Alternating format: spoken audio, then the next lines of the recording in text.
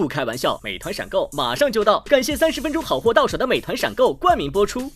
番茄是个宝，茄皇错不了，感谢约一颗阳光番茄在里面的茄皇联合赞助播出。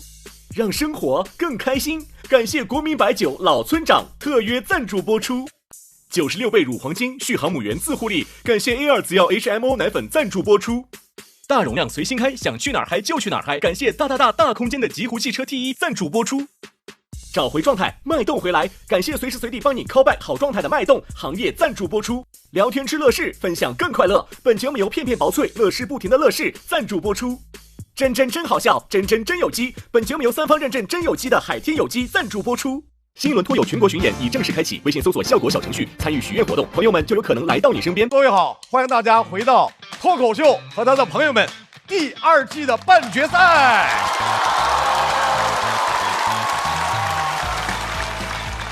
你每次出来的时候都是像一个将军。您都讲成这样了，还告诉没有素材，没技术呢？我现在脑子里面是缺氧的状态。我觉得我们的肢体语言是最好的表达，已经好到无话可说。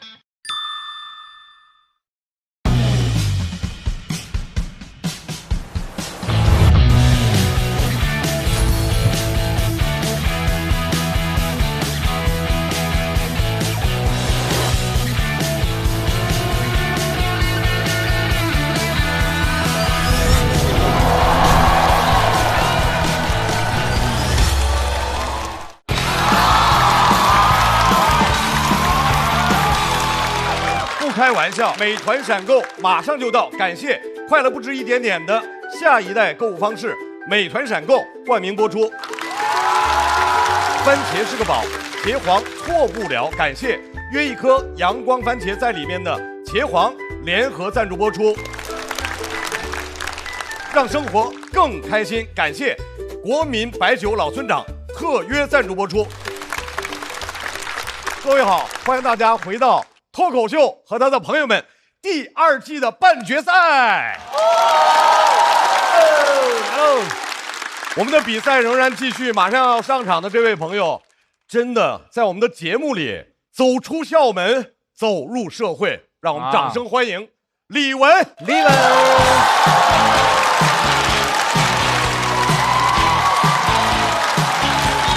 嗨，大家好，我是李玟。然后呢？对，我是一个学生，然后今年毕业了。往年年年都在网上看大家说，找工作好难，今年有点感觉到了，我觉得主要是因为没有人教过我们怎么找工作，这么多年了，我就听过一句教学：找工作跟老板谈，就没了。现在这个求职本身开始的就非常早，现在都是秋招，提前1年就开始了。我真的有点理解不了为什么要这么早开始，朋友们。以现在这个大环境，1年过后，这公司都不一定在，搞不好我还没去报道呢，公司爆雷了。去之前以为去了个大集团，到了发现恒大集团。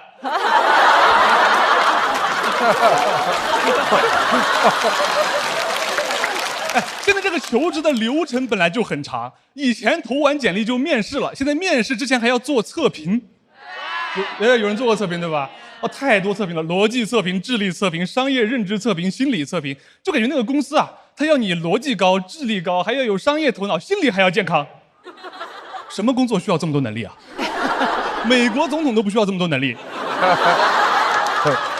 特朗普就没有逻辑，拜登没有智力。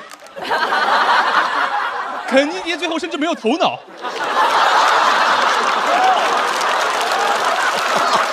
太地狱了。很难得啊，朋友们，这个段子可以在中国讲，不能在美国讲。这个所有测评里面最讨厌的是那个心理测评，朋友们，它包装的多好听啊，叫心理测评，本质上就是测你有没有精神病，有没有什么精神分裂症、妄想症之类的。我第一次做的时候我还不知道。我还在那揣摩出题人的意图呢。那个题目问你，他说你是否经常觉得自己能看见别人看不见的东西？我以为这是一种工作能力，选了个比较符合。我本来是想选非常符合，但我想了一下，我说老板应该也有见不得人的事儿吧。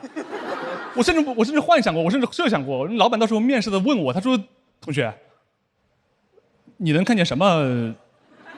别人看不见的东西啊，我说活儿。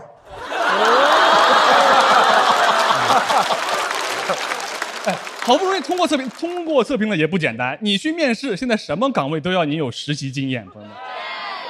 导致大家都去卷实习，现在实习也要实习经验了。我之前去面试一个大厂的实习生，我跟那个 HR 聊得特别开心，聊到最后他说，可是你没有实习经验啊。我说对啊，因为我是来实习的呀。他说对啊，那你要先去别的地方实习啊。这也太荒谬了，这种感觉就是你去那个餐厅吃饭，老板说，我们这儿空腹不让吃饭。后来甚至我去到一些小公司，问一些更荒谬的问题。有些小公司他会问你属相、星座、血型，有人遇到过吗？就是我感觉就是这个公司符合标准的候选人太多了，多到他已经可以上玄学来筛人了。我第一次被那个 HR 问血型的时候，我都害怕呀。我说你们公司是真需要新鲜血液啊？我知道资本家吸血，没想到吸的是我的 B 型血。HR 跟我说，有科学研究表明了，A 型血的人细心，B 型血的人粗心，所以我们不要 B 型血。这也太荒谬了，朋友们，照他这个说法，这个公司就只有 A 型血，蚊子来了都得营养不良。但其实我知道你的这个面试也不会真的说查你的血型，对吧？他就是一问，但我也不敢真的把血型改成 A 去投递这个公司，我怕哪天老板真的不行了，要我输血，我只能说，哎呦，对不起，当时我把血型给填错了，都怪我太粗心啦。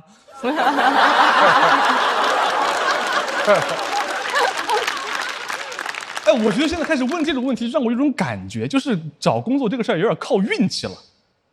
我已经不相信能力了，朋友们。我现在觉得那些找到工作的人都是凭运气。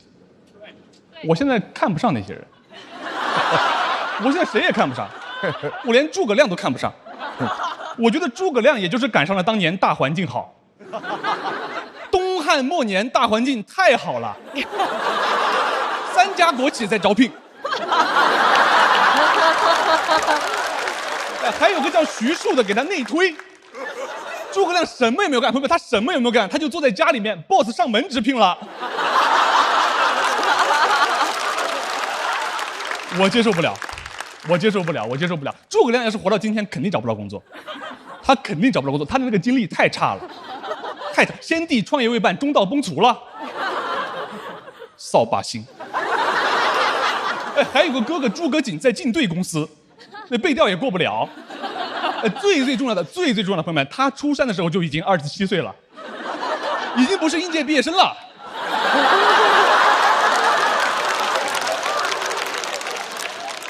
后来实在找不到工作，我就上网去搜，我想找一点那种经验帖。我一搜更焦虑，你还在找工作呢，已经有人开始晒 offer 了，发那种特别有网感的帖子，说听说小某书的家人们都很会选 offer。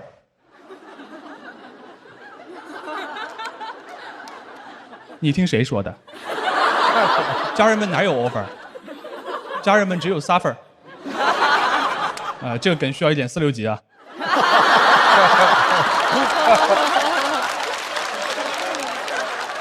而且他拿出来选的工作都特别好，没有差的。你在网上一看，拿出来选的竟是我要这个50万年薪在上海的，还是这个40万年薪在老家的？我说什么意思？选一个，另外一个给我呗。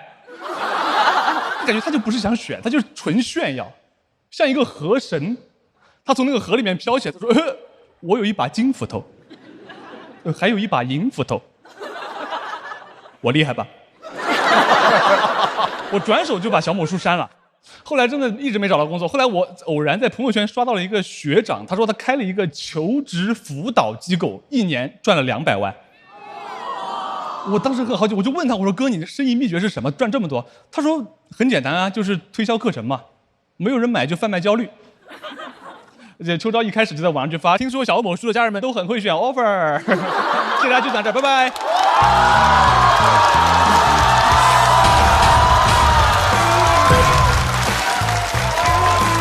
很好。挣了270、 280吧280。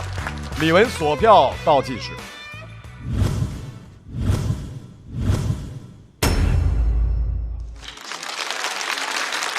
李玟是应届的硕士，对，化学专业的，对啊，现在找到工作了吗？现在找到工作了，现在在干销售。啊？卖什么啊？卖洗发水。有没有增发的给我们罗老师用一下啊？这个我知道，心里有数。你想做销售吗？日渐销售。我去面试的时候都是这么说的。对，我面试的时候都会说我想做销售，但其实是因为化学对口的岗位基本上都没有要我。就是挺困难，就可能很多人以为硕士怎么可能找不到工作，但其实这理工科真的会这样，就是很多工作他不要硕士，只要本科生，因为那个公司他不支付硕士的工资，所以他会觉得你去了不稳定。那你当初为什么要读硕士呢？哇，你看看这跟面试一样哇！我其实是因为没有想得很清楚吧，我保研了当时。啊，太优秀了。我是觉得确实是很多时候是没有想得很清楚，就当时觉得保研就去读了，然后可能其实有更好的职业规划。这不是你理想的工作？我觉得不算是吧。我最开始因为学了7年化学，我还是想当化学工程师的，但确实那个公司没有要我，我就干销售去了。我觉得因为讲那个找工作的这个脱口秀，其实不是说是一个非常新的。但是我觉得李玟讲的很活，尤其是他在讲诸葛亮那一段的时候，因为我自己是一个三国迷，所以我觉得他用这样的一个来举例这个东汉末年的环境，这个我觉得是挺有意思的。3个国企在招，对，所以我是觉得特别好玩的。李玟，你现在的同事知道你在说脱口秀？知道，他们已经刷到那个卡单了。刷到了之后，公司对你、同事对你会有一些不一样吗？对，我觉得他们对我收敛了很多。但是李玟，我真的很佩服你，因为你是第一次参加咱们这个节目，而且一路以来，他又是一个神奇的存在，他特别稳。这都到半决赛了，是不是？对。我觉得好像很少有这样的一个，他就是说出来一个，又没有说感觉特别就是张狂，但是他就是稳扎稳打，一上台观众又特喜欢，一路悄没烟的到半决赛了，然后大老师，你跟我们说，觉得哪5位会被淘汰？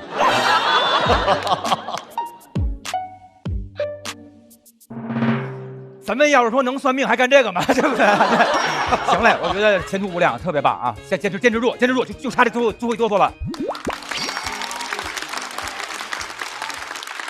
我们校友团的4灯可都给了，哇塞！那么加上校友团的4灯之后，我们看一下李玟到底能不能悄咪的进决赛？李玟进决赛了，哇！来，真的吗？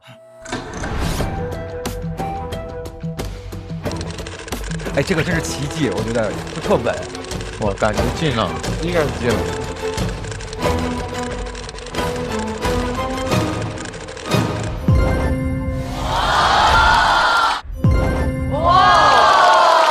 恭喜李玟顺利的晋级决赛，真的！哇！一个新人就这么直接就这么进了哈，就是特别少。你说的太对了，就是悄咪的，无声无息的，好像在每个赛段也没有特别大炸大爆啊，对，但是就这么稳扎稳打。第一次参加节目啊，一路就这么打进决赛了。再次掌声祝贺李玟！祝贺李玟！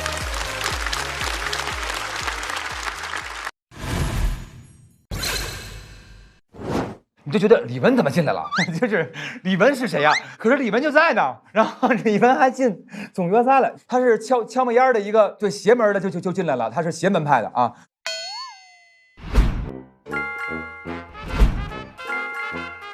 现在正在一家外企实习。职场脱口秀到第4轮已经结束了。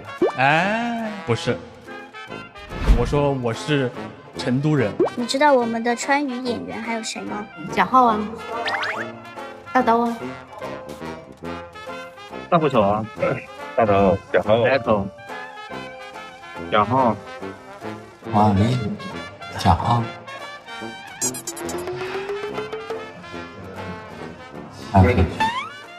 李玟，我说是因为今天中午李玟我俩刚直播完，他直播的时候他说他是成都的，我就记住了。你之前知道他是？之前不知道，之前我都不知道。因为我就是每次都是在一个可能比较中间，甚至有些时候在比较后面的地方晋级，哪怕是能够每次擦线进去，我觉得那也是一种进步。然后我觉得，能够最后能够走到这里，然后让大家觉得，这个人怎么悄悄地走到这里来了。其实我觉得悄陌生的就是他不可能每一轮都侥幸晋级，他肯定这个人就是非常厉害。因为你们看过李玟线下的时候，他线下是非常非常炸的，他的模仿能力、表演能力、控场能力，只是因为他学生的这个身份，让大家忽略了这一点。就其实人家是在剧场里也摔倒了很多年，包括李玟，就她的外形足够的清纯，再加上配上她那种成熟的表演，会有一种反差，这种反差会给到观众一些刺激。就所以人家就有东西的，他肯定能晋级，就是厉害。我觉得也还挺好吧，看他大家现在已经记住我了嘛，我就是那个悄悄。下面这位朋友，大家都夸他观点通透，但是其实他自己也曾经有过一些误解，让我们掌声欢迎王小利。小李姐加油！你看动作像你将军走路，对，都是这样的啊，带风，怎么带风啊？好，大家好，我是小丽。我一直觉得自己普通话很好，这个地方不是笑点。直到前几年我去北京参加一个脱口秀比赛，当时得票不是很高，就有演员过来安慰我。他说：“其实你段子挺好的，就是普通话不好，有些地方观众没听懂。”这个安慰深深的伤害了我，因为普通话好这个事情对于我来说太重要了，在我心里，它是跟我的优雅和智慧牢牢绑定在一起的。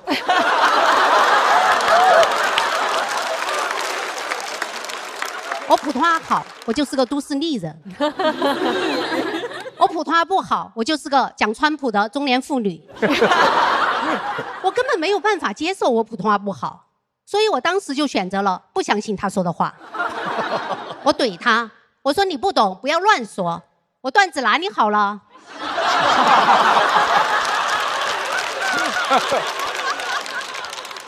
其实以前也有朋友说过我普通话不好，我以为他在开玩笑的，没想到他又说了几次，我就有点警惕了。我心想，这种不好笑的玩笑为什么要一直开？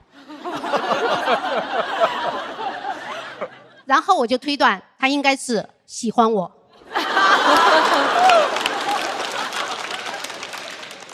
想引起我的注意，但这个人他是有老婆的呀，我就觉得他人品不行。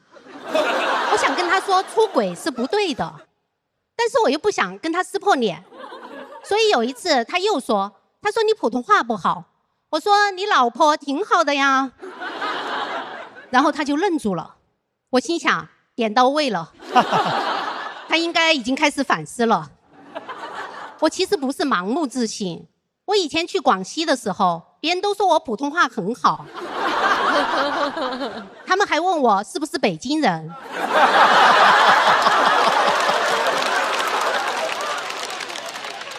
我还有普通话等级认证证书，不是买的，我自己考的，没有人会买2级乙等。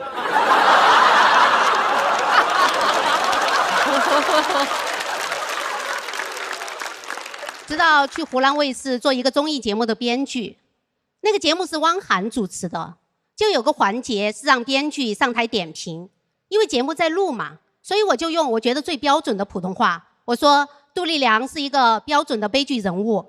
汪涵说杜丽娘，然后全场观众就笑了。我当时都愣了，我心想他刚刚说话是不是有口音啊？他是不是在模仿我的口音啊？那一刻我才意识到我的普通话是真的不好，因为我相信汪涵的职业素养，他就算是再喜欢我，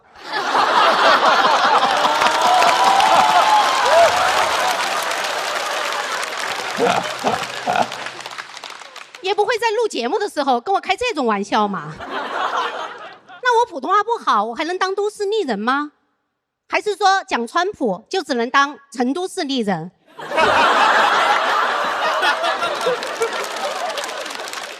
但都市丽人是我的理想啊！那时候从电视上看到都市丽人，忙碌、优秀、走路带风。我印象中最深的画面就是有人约他吃饭，他会说我要回去查一下我的 schedule。我要回去查一下我的 schedule。这话是用标准的普通话说的，所以我一直以为都市丽人的重点是普通话，现在才知道搞错重点了。真正的都市丽人要有一个满满当当的 schedule。而我太闲了，别人约我吃饭，我不用看 schedule 也知道我那天有空，第二天也有空，接下来的时间都有空。为了填满我的 schedule， 我甚至去报了一个时间管理的课程。时间管理的第一步就是要把事情分为重要、紧急、重要不紧急、紧急不重要、不紧急也不重要4个类别。我都没有4件事儿。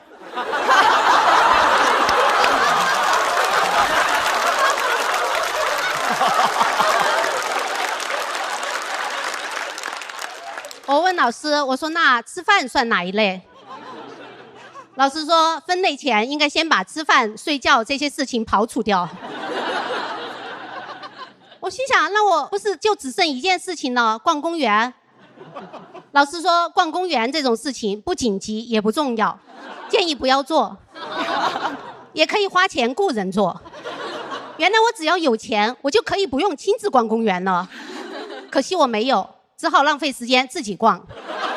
有个一起上课的朋友跟我说，他本来已经很忙了，没想到学了这个课之后，又能挤出1个小时时间来学习。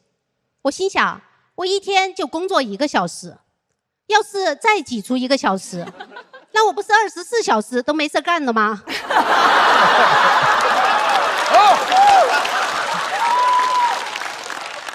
他还问我，他说你有那么多时间，那你为什么不学英文呢？为什么不练瑜伽呢？为什么不提升自己呢？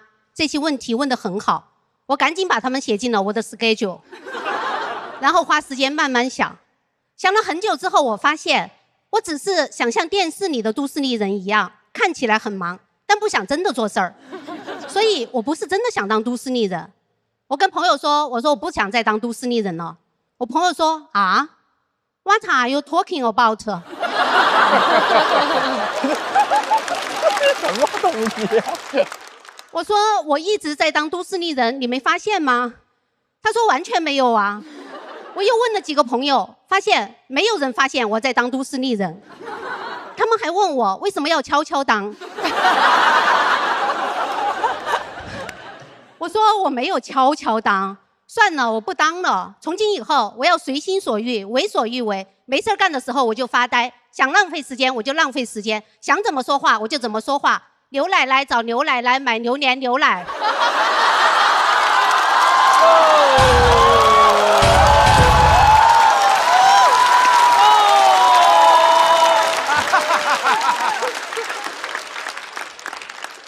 我朋友说没有人可以活得这么自由。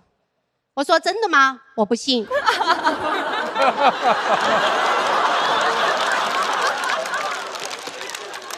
肯定有人在很久很久以前就做到了，只是没有被记录下来。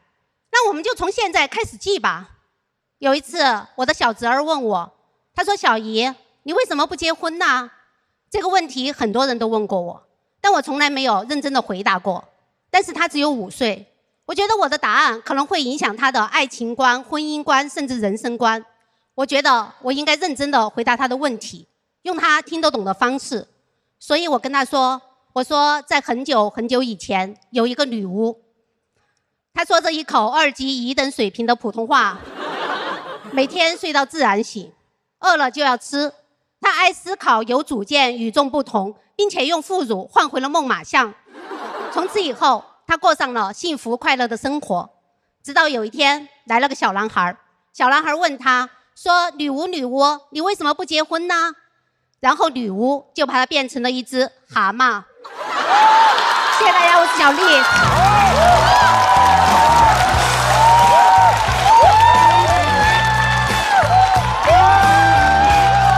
好东西，好，非常好。冠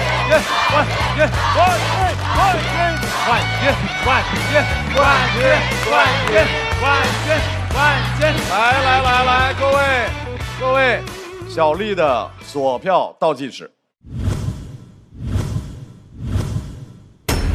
再次掌声送给王小丽。小丽，那上了这个节目，现在有 schedule 了？有 schedule 了，有 schedule， 忙得很。上了这个节目，有了 schedule 以后，什么感受？就是觉得很累，就是就感觉好像我跟这个节目的关系就像那种糟糕的情侣一样，就是分开又觉得舍不得，在一起又累。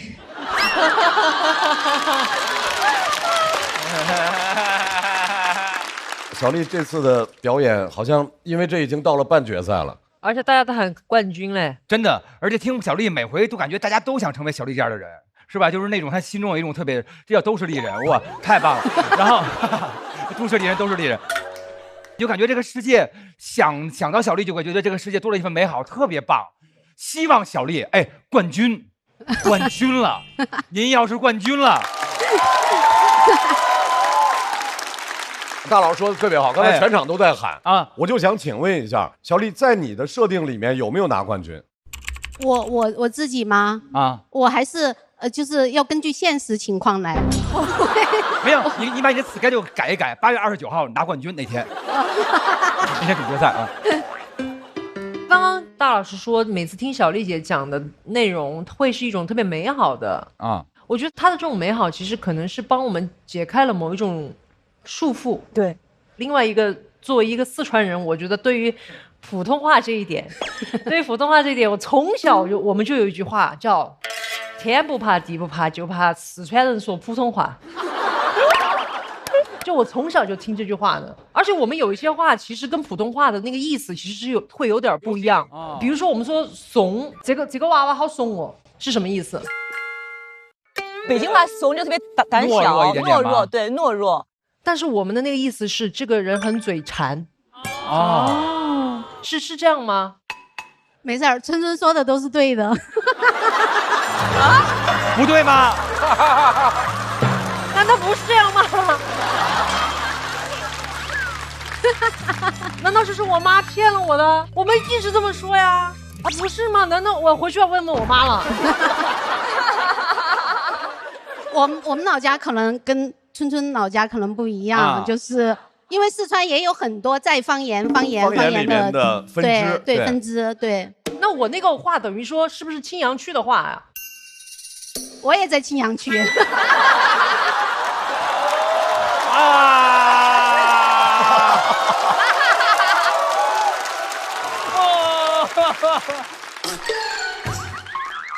可能街道不一样，我觉得。街道不一样，对。刚才你提到都市丽人的你几个点的时候，其中一个是走路带风。对。他上台就是哈。对，你刚才从那边出来的时候，其实是每一场，我只是没逮到机会说。今天想说一下，你每次出来的时候都是像一个将军。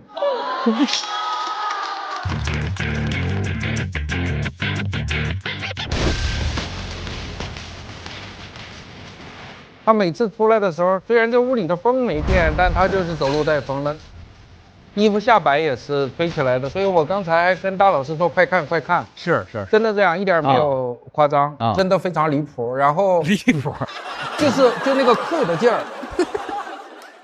对，就是小丽的团队，就每次说他的道理的时候都倍儿坚定，特别坚定。风吹过来到他面前停了，我就这么想的啊！我不管这个世界风怎么吹，我是听着特别的激动，甚至我有一点点想掉泪的感觉。然后他讲的我特别的感动，因为他讲到一个女巫的意象是从小到大我们认为女巫是坏的，直到我听过3个好女巫，我们听到过萨勒姆女巫的故事，那是完全是一个在抓女巫的莫须有的一个故事。然后后来看魔法坏女巫，然后到你这个讲到女巫的意象，我想天哪，就是完全可以合到我们小时候听到一句话叫所谓好女孩上天堂，坏女孩打引号的走四方。我希望我们都能够成为那个走四方的那个女巫，像小丽一样。我还要谢谢一下那个编剧王子涵，他帮我改了一下这个。然后他说：“那你是女巫，你就有魔法，你可以把它变成一只蛤蟆。”所以特别感谢他帮我改了一下这个。谢谢。您的专场是不是也叫女巫？对，专场叫女巫。因为当时我发现都市丽人这个身份我当不了之后，我就想找一个新的身份认同。我也想，我想女王我肯定是当不了，因为我这个人就是能靠别人，坚决不靠自己。女神也没有办法，因为我觉得没有那么女神那么精致。然后我最后就想了一下，那就先当女巫吧，因为女巫有很大的空间，可以去自由的探索你到底想做什么，你想完成一些什么事情。然后，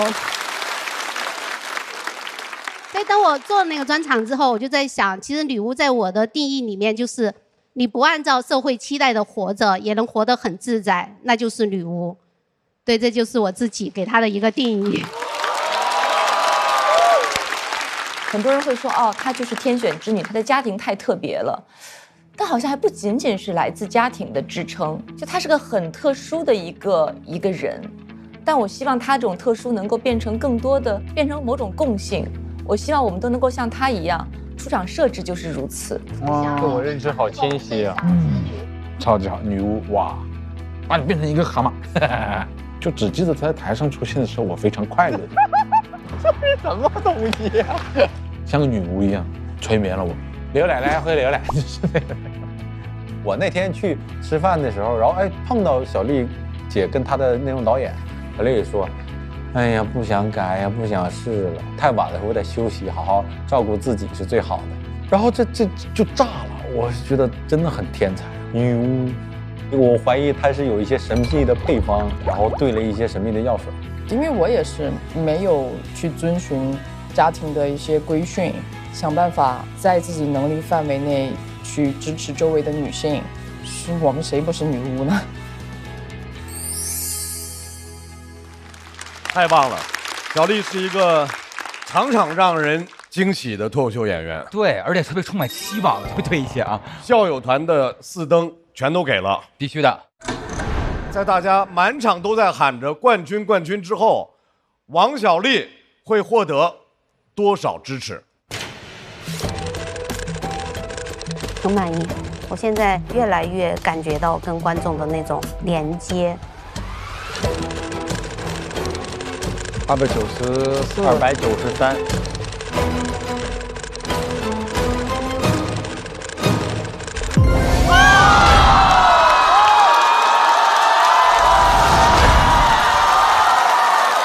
292，厉害！哦，太棒了！我法292的高票，祝贺王小利晋级总决赛。目前本场冠军了，目前最高，今年本场冠军啊！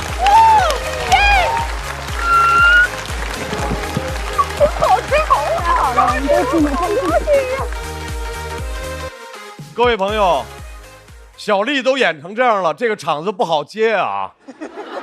对下面一位演员是极具挑战，但是我们对他充满信心，因为在这个舞台上，这位演员克服了心魔啊，渐入佳境，这就来了吗？掌声欢迎瑞瑞！瑞瑞！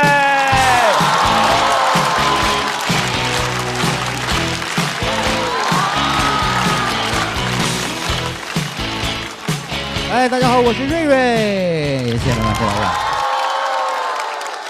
就是比到半决赛，本来是很开心的，但是这种车轮战我是真害怕，因为我去年也来，去年也是车轮战，我去年精心的准备了2篇稿子，改的特别好。当时我们总编剧是孟川和程璐2位老师，他俩看完我稿子，他说：“瑞瑞，你这个稿非常完美，一个字都不用动。”上去第一轮就让人淘汰了。12进4，我排第5。我说是不是改一个字也不至于淘汰呀？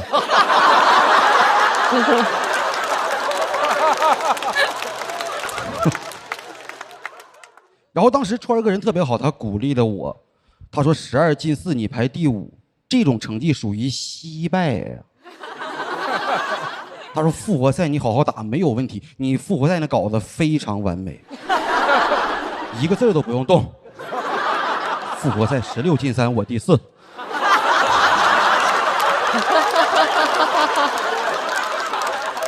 今天又是车轮战，17进12，我好像已经看见一个数字在向我招手了。真的害怕惜败，我害怕，我怕以后别人提起我说瑞瑞啊惜败。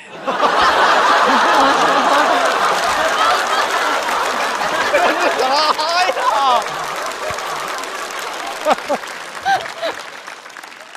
就我有个小小的期盼，我希望我要是能第11名该多好啊！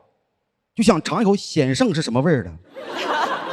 但即使比到这个阶段，不管什么名次，已经很厉害了，已经很厉害了。是因为上一轮结束的时候，张绍刚老师宣布说，我们剩下这些人有一个响亮的称号，叫全国18强。就明明对面还有一个节目。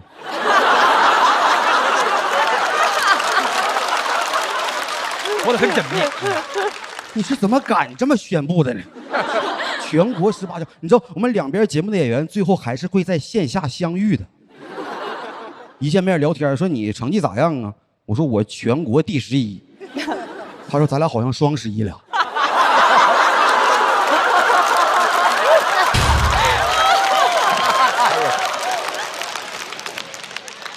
多么荒诞的称号，但我听进去了。我听完这称号，现在感觉自己都有点飘了。真的，心态是有变化的。我们之前演出过开放麦，很多时候他们会安排我开场，然后他们接我。我感觉现在谁再想接我，就得去机场接我。当然有人提醒过我说别飘，有人提醒过，小何提醒过我。广智。小何，小何说你是不是有点飘了呀？我赶紧纠正他，我说应该说您吧。开玩笑，我不敢啊，我不敢。我写这段给他看了，我说您看我这么写可以吗？给他看过了啊，就是我跟大家说话都会非常客气，我是比较在意说话方式那种人，因为可能是脱口秀演员，作为一个语言工作者，我也在意别人说话的方式。但是我发现我生活中确实有很多人，他会说那种各种各样的废话，就让你一听就烦。我之前上班嘛，我有一个同事，他喜欢开导别人，特别好。有了他的开导，你不管是什么难过、伤心，就都会变成愤怒。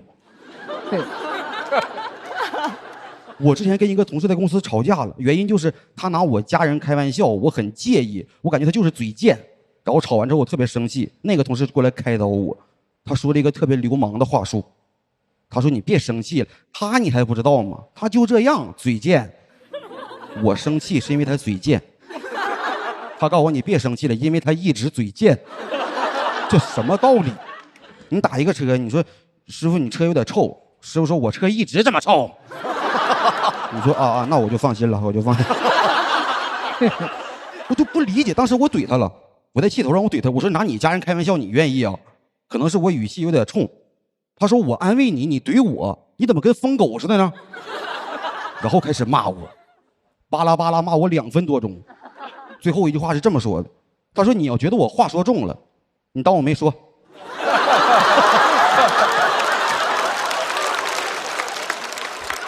他好像骂我了吧？他试图跟我面对面的情况下撤回一条语音。哎，什么叫你当我没说？这句话也太好用了。你说谁？你们要是说上班迟到了，你跟老板说你当我没吃。借了钱不还，你跟人说你说我当我没借。我这轮淘汰下轮我还来，我说你当我没走。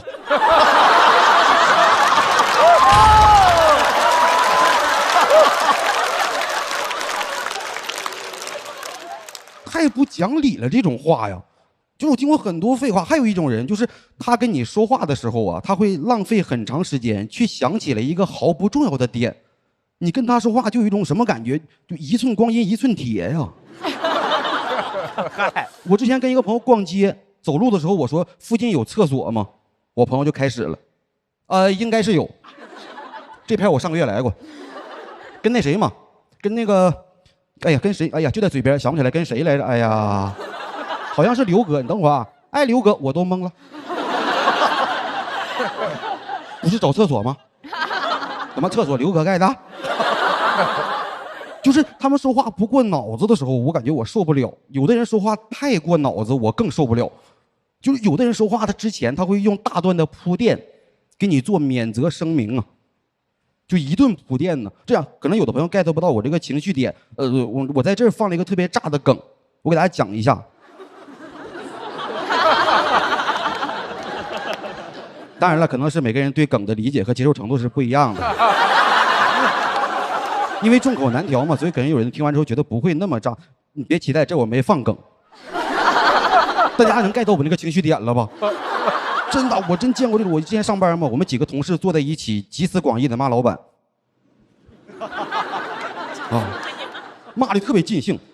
来了一个新来的同事，他说：“那个我打扰大家一下吧。”当然了，我知道随便打断别人可能是不太礼貌的行为，但是我刚来，大家可能对我不了解，我就喜欢有什么话直接说，不喜欢藏着掖着，有什么直接。我说什么事这么严重啊？不是你直接说呀。他那我直接说了啊。当然了，我们没有别的意思啊。用一下电脑，我说好。我说按你刚才那铺垫，我以为老板是你二舅呢。谁教你这么客气的？我说你要真想对咱几个表示尊重，你换一种方式，不行你跪下说呢，对吧？你或者在用词上面你稍微斟酌一下，你说用下电脑啊，父亲，这不冒犯，你知道吗？我觉得太折磨人了，因为汉语文化博大精深，但是到现在出现这么多废话，我有点痛心疾首啊！大家把时间往前推，你可以想象一个场景，比如说古代一个战场上，战火纷飞，军情紧急。一个士兵跑进一座营房，说：“报将军，敌人打过来了，正在屠杀城中百姓。现在情况可以用一个成语来形容啊，哎呀，就在嘴边，哎呀，叫啥来着？哎呀，那军师都看不下去了，说这个士兵，我打断你一下。当然了，我知道随便打断别人可能是不太礼貌，给将军气的呀，说闭嘴，大敌当前，成何体统？”这时候副将站起来了，说：“将军请息怒。”那他俩你还不知道吗？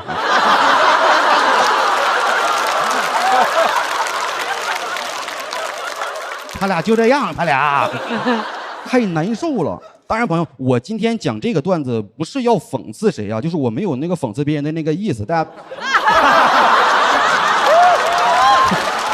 我真的没有别的意思，就我想说的是，好好说话这个能力，希望咱们身边人都有，咱们可以少遭一点罪。但如果今天这个段子真要说冒犯到谁了呢？你当我没说。谢谢大家。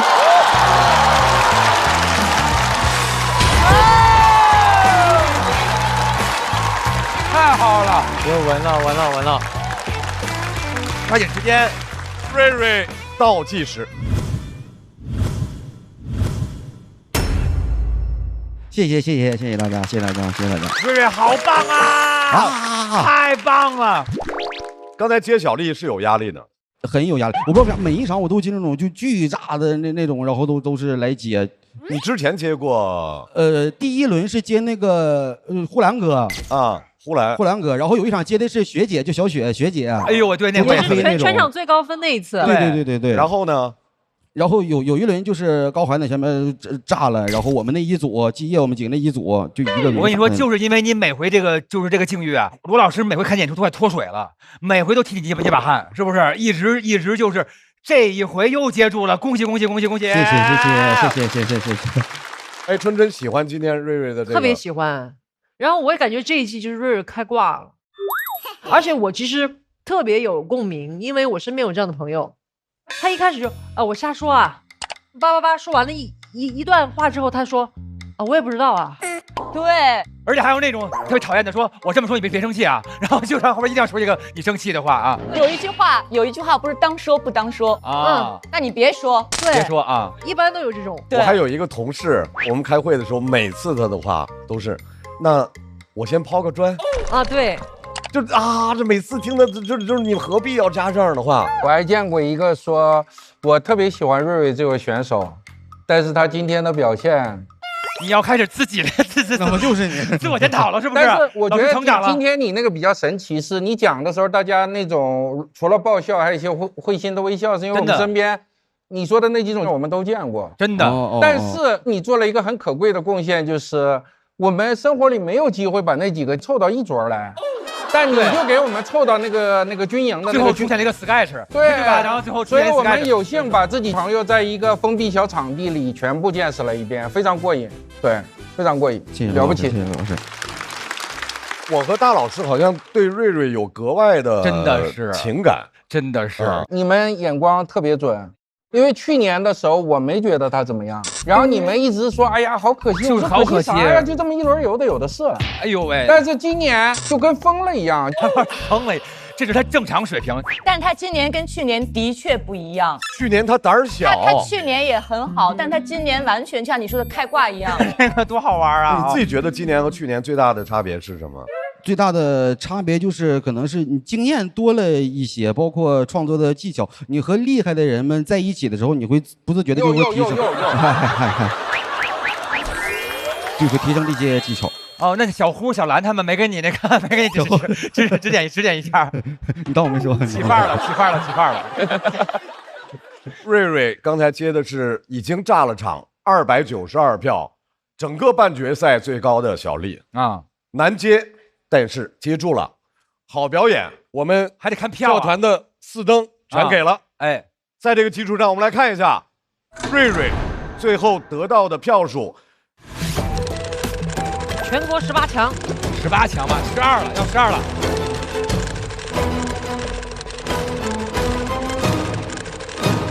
284，可以。谢谢恭喜瑞瑞晋级总决赛，全国12强了，先12进，284很高，可以。哈，谢谢，哦，可以。他3年前就在另外一个节目的后台跟我指导过我段子，然后去年看到他的节目过后，我就觉得，哇，当时指导我那个人终于登上了大舞台了。今年看到他进到总决赛，而且他就坐在那个后场区的时候，都还在改稿子，还在问我们，哎，你看这句话这样说顺不顺一点？这样说顺不顺一点？你就行不行嘛？可以很好笑嘛？他就是非常努力，真的非常好笑的一个人，我觉得他就是值得。瑞瑞终于到了没有卡位赛，没有给他卡出去了。他这个笑话写的，如果我花钱去看脱口秀，我一定会花钱去看瑞瑞的演出。我跟赵少刚老师已经快脱水了，就是给他捏了好多把汗了，然后这回终于进去了，可以啊。越来越难啊！下面这一位永远保持着旺盛的创造力，而且在现实生活当中，任何的事情都能够成为他思考和创作的原点。掌声欢迎小胡！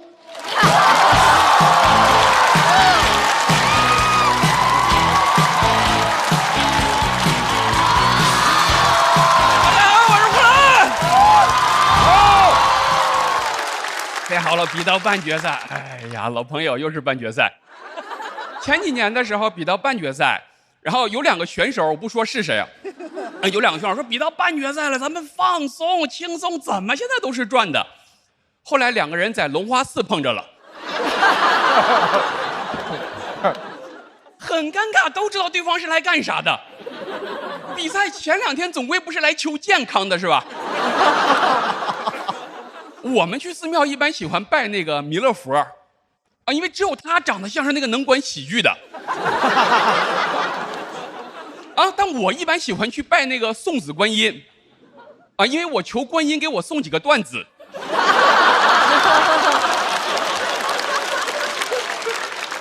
而且整个一个比赛开始前，好多新人选手跟我说：“他说哥，我今年第1年来，我比2轮已经算非常非常好了。”我说：“那你一定要说话算数啊！我该走就得走。”结果现在全都在，对吧？大部分都在那儿。最近又问我，他说：“哥，你觉得说脱口秀最重要的是啥？”我说：“是诚信。”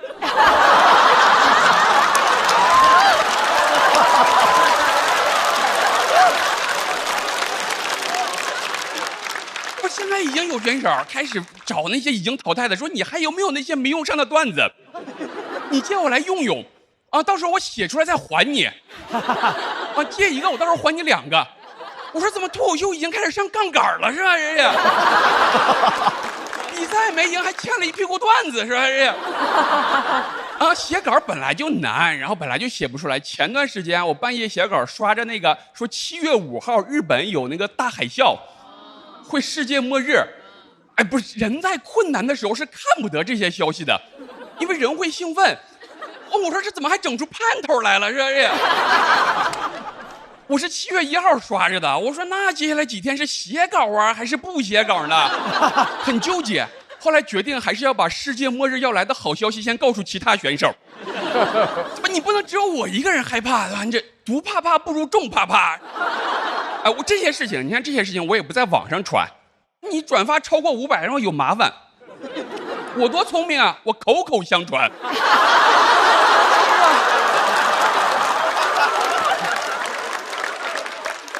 都这样的，他们扛不住的。你说世界末日这种消息，他们听见就会搜，搜完就会刷，一刷就浪费1天。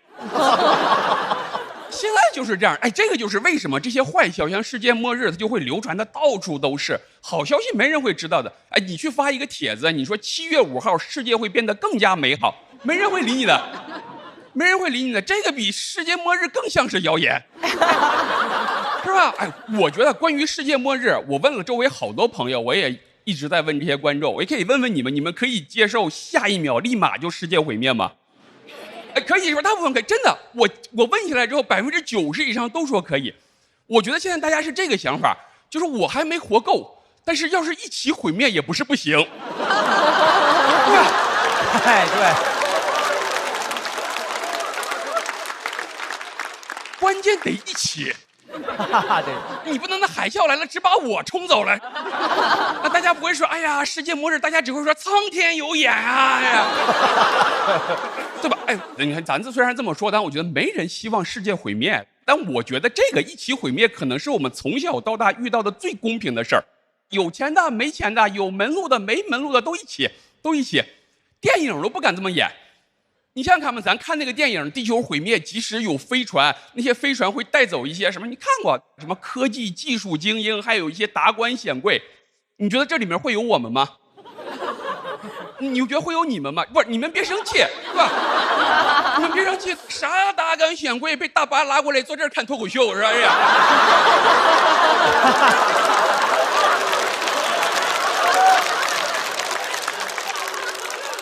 你觉得会有我们？也不会啊，啥达官显贵站在逗你们笑呢，是吧？不会的，不可能有我。你想想看，他带一个脱口秀演员上去干啥去呢？去干啥去呢？你说去了之后，人家说，哎呀，我会开垦，我会测量，你会什么？我会讽刺，是吧？哎呀，有些朋友还幻想，他说我看那个末日电影，除了带那些精英，也会带上一些平民。平民啊，主要负责电影里的政治正确。哎，要不然你看带那些平民也不会五颜六色的。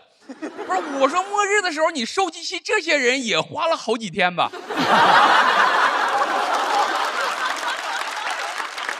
你看那些什么马斯克天天研究那些火箭，我现在就真的很复杂。我就觉得说，要不然你就研究出来那种能把全人类都带走的方法，要不然你就别研究出来了。我不黑暗，但我也没那么高尚，我真做不到末日来的时候我在下面看着马斯克跟他的朋友们对吧，坐着火箭，我在下面还替他们在那边招手，我说去了那边啊，一定要替我们人类好好生活。马斯克也向我招，你去了那边啊，也要好好生活。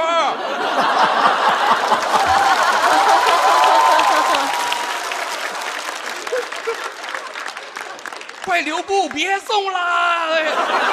都是这样。哎，我觉得啊，就说与其你不能这样子，那还不如一起毁灭。我觉得是个挺好的事情，有钱的没钱的都一起。有些朋友会觉得说，哎呀，好冤呀，我还没活够。哎，你想想看，那些天天健身养生的人，不比咱们冤吗？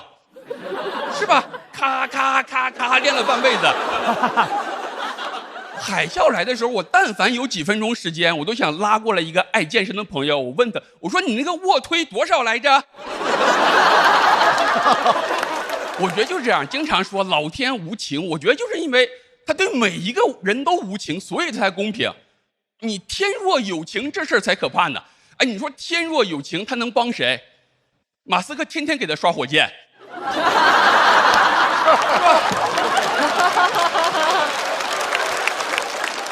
我比不过他了，对吧？而且我很担心，这样子老天爷也很容易把持不住自己，他自己很容易被腐蚀的。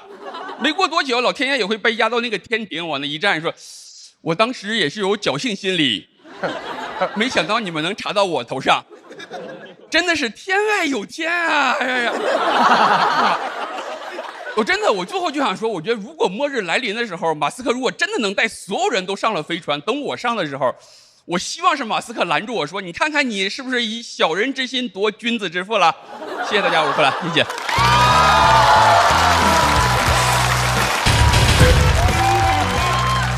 好，呼兰锁票倒计时，再次掌声送给呼兰，谢谢大家。呼兰怎么想到写这个世界末日这么一篇了？没有，是真的，我发现好多人都刷到这个消息。是的，对吧？一开始我觉得就有共鸣，在开放麦讲一讲，结果发现大家好像都对这个事情有情绪，喜欢，然后都特别的关注，而且现在这个情绪跟在2012的时候好像不大一样。就2012的时候觉得好害怕呀，说终于松了一口气儿。到了今天，好像到5号没有世界末日，好多人还有点小失望，说怎么会是这样？所以说就说写吧，那正好大家就都还有共鸣。如果要是只有3天，世界末日就来了，你干嘛？还有3天呢？我还想过这个事情，我问周围朋友，我说你接不接受？比如说像刚才说的一样，下一秒就毁灭。他说我可以接受毁灭，但能不能给我3天的时间？我还有一些愿望没有实现，实现完之后，我觉得可以地球毁灭啊。他说，比如说什么周杰伦演唱会还没有看。我说剩3天的时间，周杰伦自己也不会出来开演唱会。周杰伦到3天还接活呢，但是也没准，人家周杰伦不叫周接活啊。所以说还不如就下一秒，就开开心心就算了。也没准儿，大家唱歌一块儿，哇，好开心啊！想起来是个好事儿啊，是一种世界大和平，哇，挺好的。我觉得呼兰写稿，他就是一个那种永远拿不进的套娃，你知道吧？就怎么打开还有，打开还有，打开还有，打开还有。就是人家有这个酱香卓玛，你是呼兰套娃，我这然后就是感觉老打还老有，我羡慕。我觉得世界末日不重要，我觉得你的所有的才华跟你的思索是没有末日的，了不起啊！谢谢大老师。我感觉他不光是套娃，他刚刚开始讲的时候，我就想到那个我看那个世界杯，就是我觉得呼兰在我心目当中就是巴西，就现在巴西进了半决赛。就感觉这个事儿是一个特别正常、再正常不过的事儿。我想问问巴西，其实心里面是怎么想的？他是觉得我就非常应该就是进个半决赛，很合理，或者还是说，其实巴西其实心里也有压力？我觉得巴西如果自己觉得就应该能进半决赛的话，我觉得他小组赛就淘汰了，还是得有这紧迫感。你就是觉得说，哎呀，好悬啊，看着都好厉害呀，说每年都觉得好悬，就是这样啊，才有压力。是。但是呼兰就是跷跷板这样的人。就是这边越给他压力，他那边起得越高，他每回都能顶住了，还是很厉害的。是的。我觉得呼兰永远超出我的预期，因为他讲末日的时候讲到那些就是如果真的末日的话，是不是有一个公平？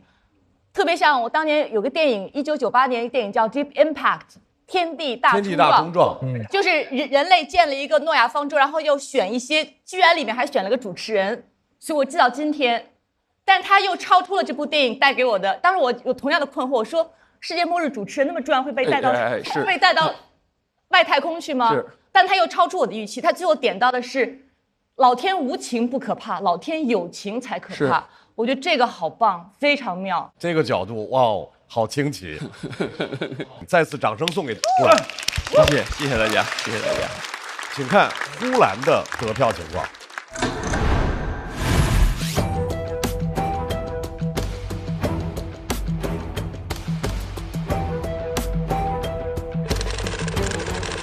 286，赌一赌。现在已经猜的这么细了吗？我觉得应该是，我不知道，瞎说。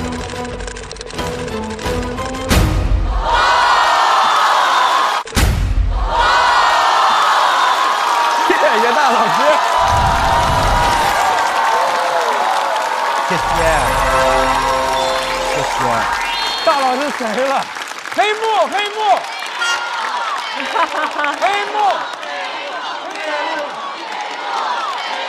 呼兰，对不起 ，I'm sorry，我怎么知道是280的？我瞎说的啊！我说的特别准啊！来，这位女巫坐啊，热烈的掌声，祝贺呼兰晋级总决赛。好，谢谢大家，谢谢朋友们。哇，你说了，小丽姐厉害，可以36片是什么概念？一片打6分钟算的话，36片是多少时间？36、18、66、36、210多分钟，4个专场。呼兰哥在台上就扔了4个专场，他手里还有1个专场，他就讲了，就是他已经讲了5个专场。这个我觉得你在未来多少年这个行业怎么发展，它这个数据都能成为就是唯一的。但他这左一年右一年的，让他检查一下神经啊什么的，我怕他消耗太大。挺好的，就不断累加呗。希望后面的朋友可以去看之前的合集，那你带着时间去看，其实也会挺好玩的啊。然后可能会有一些穿越的感觉，因为当时有一些事情，所以说当时那个情绪，我希望这个东西不断的累加。我妈也听，买了好几种 P2P 理财产品，别人爆雷就一下，他那爆雷叮叮咣咣的。现在啥都是云，云喝酒、云蹦迪、云养猫，还有云睡觉。云睡觉就是一个人直播自己睡觉，然后一群不爱睡觉的人就看他直播，咣咣打赏。最近这1年，其实我特别喜欢看直播买东西。我看李佳琦，我太太说：“姐妹宝说我在呢。”我就靠抢不到外卖瘦了20斤。以前减肥是要努力的，现在不努力肯定是要减肥的。我说我不是开心1点啊，我的开心有3000点，观众在这边鼓掌，对吧？那边股市也在那鼓掌，对吧？哎呀，喜剧是个特别好的事情，这不就挺好的吗？这我工作，我工作就是逗大家笑。谢谢大家，老板，谢谢。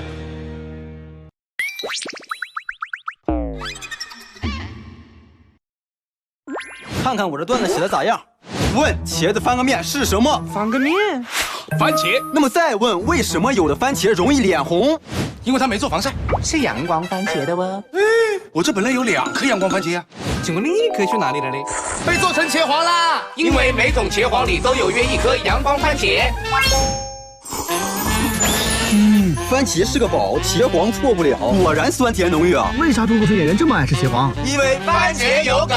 番茄是个宝，茄皇错不了。番茄是个宝，茄皇错不了。下面这位演员之前呢是穷鬼赛道的掌门人，啊，吐槽住在郊区地铁终点站真的很戳人心。现在他的生活又有变化，掌声欢迎何广智。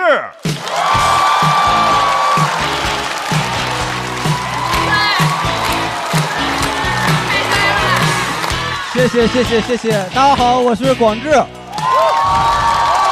好嘞，谢谢。到小何的时间了啊，小何，这一轮呢，我想跟大家聊一些小事儿，分享一些我最近的生活。我最近搬家了，搬到了郊区，又回到了最初的起点。当然，我是在郊区租了一个更大的房子。大家也看到了，现在新人越来越多，竞争越来越大，而我对生活品质要求越来越高，属于热度下来了，我下不来了。由奢入俭真的非常难。我现在每天早晨起来不冲一包速溶咖啡都睡不着觉。你们喝咖啡可能是提神的，我是用咖啡来安神的，就每天喝一口，还在上海。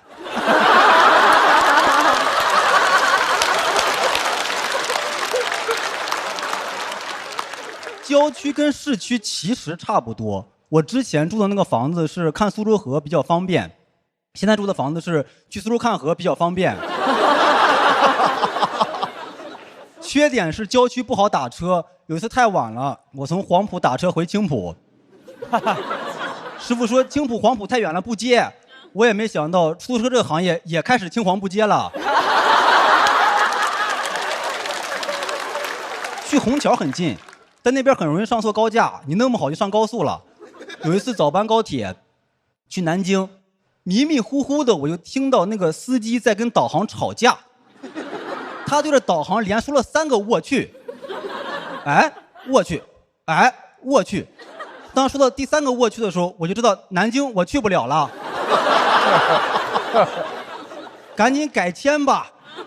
但是看着那个师傅越来越绝望的表情，我会觉得好像不用改签，应该是快到南京了。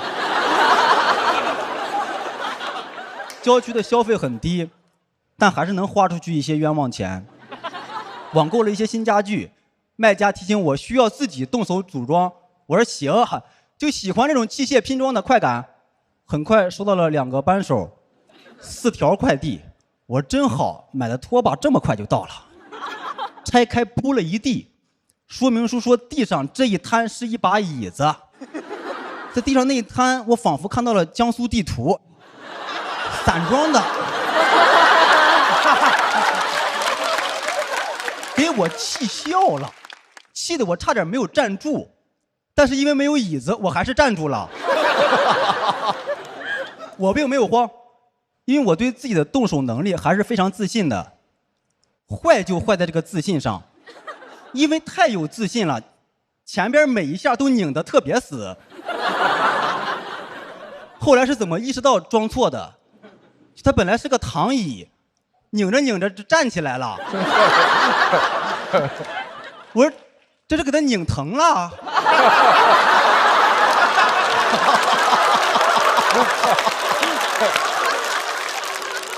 不怪我，那些螺丝都不是一个型号的，根本就拧不上，所以我把我逼得开始发誓呢。我说我发誓，卖家绝对是发错货了。我朋友听完说，你要嘴要这么硬的话，你试试用嘴拧呢。我生气的是，这个钱是不是有点太好挣了？这商家干的活越来越少了，我就担心再这么发展下去，会不会有一天我买衣服给我发过来6只蚕？好评第1条，不仅不起球，吐丝还特别快。我打算以后脱口秀也这么干。进门先一人发一个小卡片，我说素材已经准备好了，梗需要你们自己加。这篇稿子呢，一共5个谐音梗，2个 callback， 1个骂张绍刚。还是这么突然的哟？对，每个都得砸您一下。然后还有一段广告啊，当然广告的精髓在于丝滑。你不能上一秒还说张绍刚呢，下一秒美团闪购30分钟好货到手，这个太生硬了。这也太生硬了，跟张绍刚的主持有什么区别啊？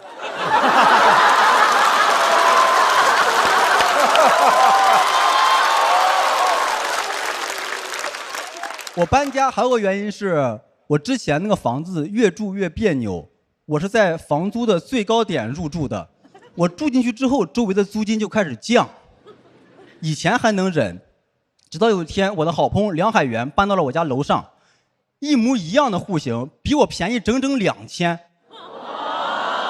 我当时觉得他不是住我楼上了，他是骑我头上了。晚上睡觉一听到水管响，我就知道还骑我头上拉屎呢。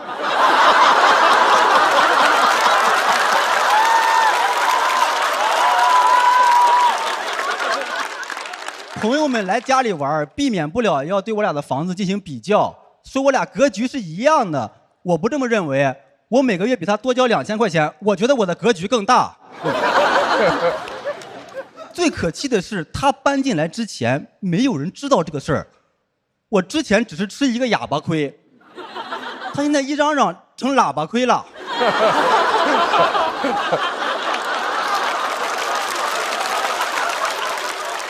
但我们关系还是不错，他现在一出差就叫我去他家帮他喂猫、浇花、给鱼换水，能听得出来，搬到我楼上之后越来越热爱生活了。我也愿意干这个活，我先去他家就浇花、喂猫，一喂就是1下午，争取把水电喂到2000块钱。我俩朝向不太一样，我贵2000是因为我这边能看到河景，他那边看的不全。反正我租房的时候，房东是这么跟我说的。我说那我拉上窗帘能不能便宜点儿？我唯一的优势只有河景啦。他说他装修新，我说我有河景。他说家具新，我说我有河景。他说你有河景有什么用？我说我想跳就跳。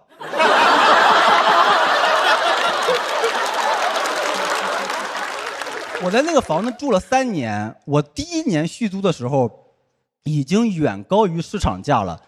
那年是2021年，我翻看了日历，是农历辛丑年。我转头又看到我的合同条款，越看越屈辱。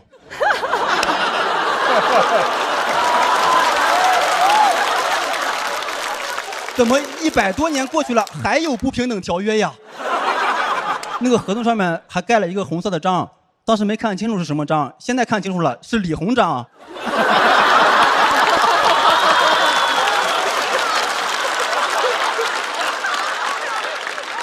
后来决定搬家，是因为每年赔款太多，扛不住了，决定变法，变着法的暗示房东，我这个空调该维修换新了吧？维新变法。最后的结果你们也都知道，变法失败，逃往郊外。你们可能好奇为什么这么贵我还接着住，因为搬家太麻烦了。我朋友听完说，你多交的这些钱够你叫几10次货拉拉了，你傻不傻？后来搬家确实用的货拉拉，当时坐在那个面包车上，我觉得别人用的是货拉拉，我用的是蠢货拉拉。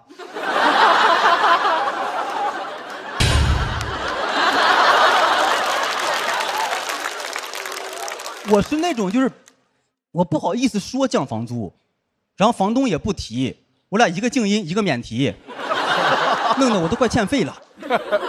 我不好意思是因为我俩表面关系一直不错，最后是我赌气说我要搬家。过了半天，房东回了我一句：“那我要么给你降点房租呢，你接着住呗。”我没想到他会这么说，我以为他会问：“哎，住得好好的，为什么要搬呀？”我没想到他知道我为什么要搬。这句话给我架住了，你知道？我是想降房租，但我不喜欢这种被看穿的感觉。我不知道咋想的，回了一句：“不是钱的事儿。”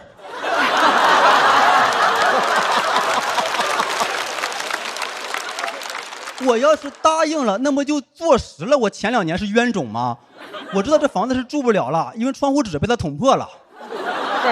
就跟很多人不好意思提涨薪，最终选择离职是一样的。就你把老实人逼急了，老实人就会拿起刀来抹自己脖子。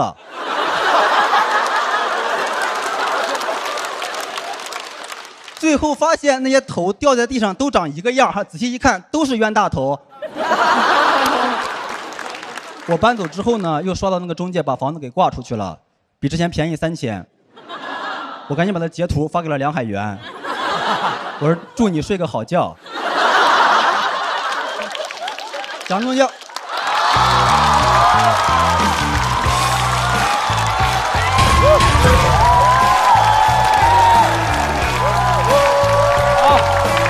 拍，来点合拍。他梗好密呀。来，为广智的精彩表演投票，不要考虑他曾经伤害过我，每一个都伤害你。现在他们肯定不在意这个。在意在意，不许再说话。投票结束之前不许说话。广智锁票倒计时，再次掌声送给广智。真的要替我们单少刚老师说一句哈，现在每个人都拿您砸挂哈，这个就跟司马光似的，司马光砸缸啊！我说这。我是第一次那个在台上吐槽张老师，其实就是在台上吐槽张老师，是我一直入行以来的一个心愿。对，不是没有是褒义啊，是因为我是看那个吐槽大会长大的吧，这种，就看那个入行的，所以我一直觉得能在台上吐槽张老师是一种光荣，很酷，是个光荣。竟然就是满足了我这个心愿，哇塞，这个谎话你信吗？说到这个程度，包装成这个样了。说到这个程度啊，我如果要说我不信啊，我是不是就成了格局不行？我必须信，而且就是甘之如饴，捧上去了，咱就接着，这不要摔着。对了，得了，海源，你还在这住呢吗？我现在心里特别不是滋味，你知道怎么了？一个是他说那个房租降了，另外一个就是我虽然也搬了家，但是我没写出段子。你省了钱呀，但是你还想要段子，还想要钱你。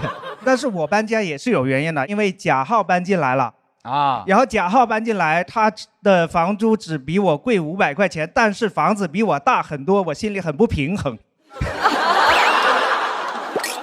我非常喜欢这段，我觉得我特别高兴看到广智已经完成了那种蜕变。他开头那句话特别打动我，说回到最初的原点，最初的起点。但我觉得这个原点比之前要高了很多，一个新的维度，为广智感到高兴。我觉得，春吹也喜欢吧？喜欢这段太直接的好笑，而且很多很多好笑的点。最喜欢的是喇叭亏，喇叭亏太喜欢了，我这写的就是喇叭亏，哇，太好了，我太喜欢喇叭亏了。其实我这段写的时候，当时我动笔之前，我就告诉自己，我说这一轮要写一个纯好笑。当然这句话我只敢在演完之后大家笑了我才敢说，别人都没笑，你说你写了一个纯好笑也没法说。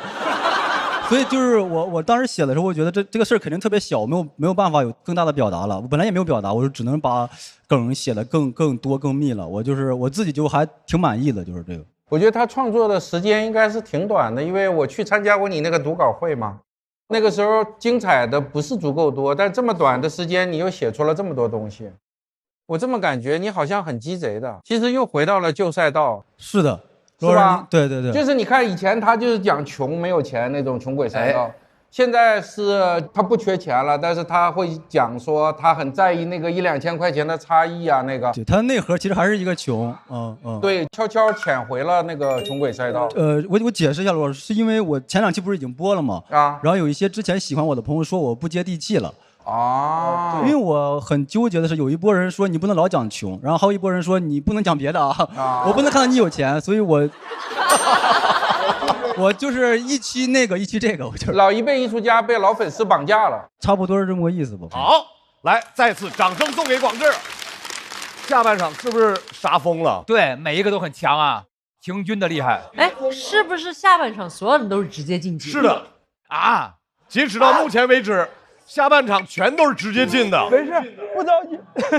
下半场开始之后，待定区固若金汤啊！咱互相放好，你坐这。你看看接的旁边都石化了，在边上，这就这俩。来看一下，何广智是进入待定区，还是直接晋级总决赛？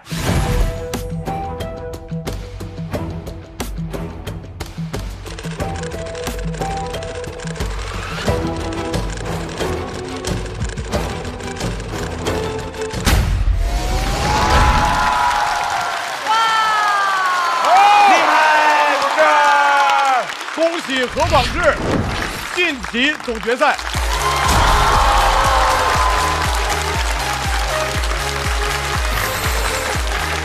成了，哥，咱们穷门行了，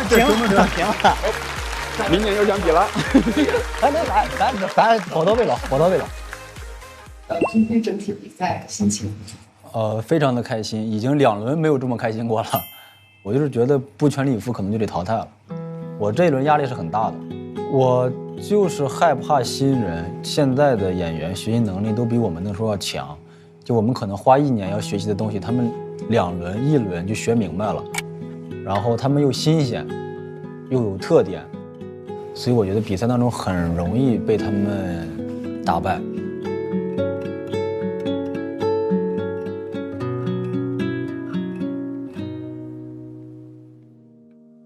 就观众没那么喜欢看我了，这个是我100%能感觉到的。因为行业确实在进步，然后大家技术也在迭代，观众其实看了太多所谓的那种传统的东西，就千篇一律，我已经不那么新鲜了。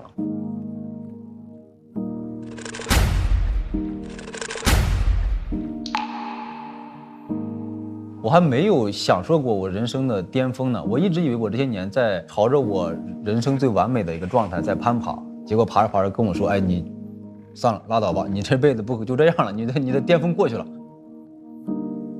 但就是你还是对这个事儿有所质疑，你还有点不服，就是我还想再来试一下。我可能会做的就是扎扎实实的写段子、写梗，我只会做这个事儿。作为一个创作者来讲，我可能只能是把我认为好的东西呈现出来。就你真的是喜欢这个东西吗？你真的想说这个话吗？然后我把它拿到这个舞台上，去寻找喜欢这段话的人。就是我始终觉得你投机取巧，最终这个世界运转客观的规律会惩罚你。一定要玩真的，玩真的就会收获更多。接下来这位演员朋友能不能把这个卦接着开下去？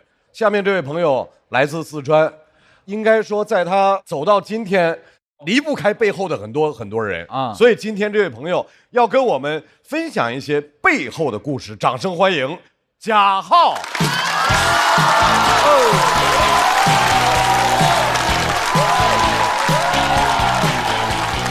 Hello， 1楼、2楼的朋友，大家好，我是贾浩，欢迎大家，欢迎大家，欢迎大家！辛苦大家了，辛苦大家了，做了很久了啊，坚持一下，坚持一下，因为我看有些朋友已经悄悄拿粉扑补了好几次妆了啊。哎，我第一轮讲的是我学化妆学了1年多的心得体会，播完之后真的有网友私信骂我，说你也有资格聊化妆啊？我以为毛戈平来了。当然也有很多喜欢的观众啊，讲了脱口秀好几年了，一点攒到今天，终于也有了5个自己的微信粉丝群了，5个啊。其实运营很有讲究的，分享给大家很有讲究的。首先我不能用我的微信加了大家在我群里拉，对吧？我是专门请了一个小助理在帮我运营粉丝群，然后那个小助理是我本人。哎，我自己是自己的助理，天助自助者。我5个群，2000多个人，全是我一个一个拉进群的啊！你就知道早几年我有多闲啊！关键那个微信号是我一个女生朋友送给我的一个多的微信号，是个女号，性别女。所有观众加我的第一句话都是“小姐姐好呀”，我能怎么回？我就嘻嘻。后来就有朋友说有没有可能这个小助理是贾浩请的人啊？马上就有人说贾浩请不起人。终于有一天，有个观众在群里大胆开麦说：“有没有可能这个小助理就是贾浩本人啊？”我把他踢了。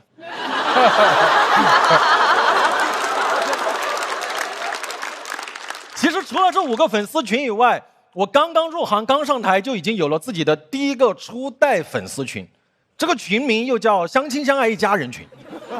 先给大家介绍一下里边的群主，我的父亲。要先插出去哈，就是我们节目播到现在，大家可能知道，现在涨粉第1的是小帕，涨粉第2的是我爸。可能有点内部，就是之前我讲了一个段子，说我爸把我的泳装照发到自己的账号上面，然后就很多观众去找他、关注他、和他互动。哇，这几天我爸小某书粉丝涨了2万1，哇！但他关注了2万4千人，哇！我爸的策略就是你若关我，我必回关。我妈说前天晚上关注别人关注到了凌晨3点，60岁的高龄第一次得了腱鞘炎，属于是老来俏。我爸就是直接回关，群里最不直接表达诉求的是我妈，因为我之前问过我妈，我说妈，要不给你买台按摩椅吧？我妈说不要，按摩椅不得2万多一台呀？我就知道她看中一台2万多的，是吧？我就说妈也有便宜的，我就给她发了台2000多的，我妈说不要。她甚至过年在家每天看不惯我，她都不直接表达，因为她每天都看不惯我睡到自然醒。但是在我心目中，我觉得世界上最优雅的3个字就是自然醒，对吧？你听嘛 ，Burberry、香奈儿自然醒。人法地，地法天，天法道，道法自然醒。但我妈不，你要哪天早上8点还不起床，她就会像卧室没有人一样推门进来，以床为中心，在周边拖地，围着你拖地。哦呦，你在床中心躺着那个感觉，你们看过冰壶比赛吗？就拖地，你要再不起床，她就会把卧室所有门窗都打开，在我们四川阴冷的冬天，说要通通风。对，然后他会走到阳台，冲着楼下路过的阿姨在那儿，我们家豪还在睡，不要吵到他。他通风还报信。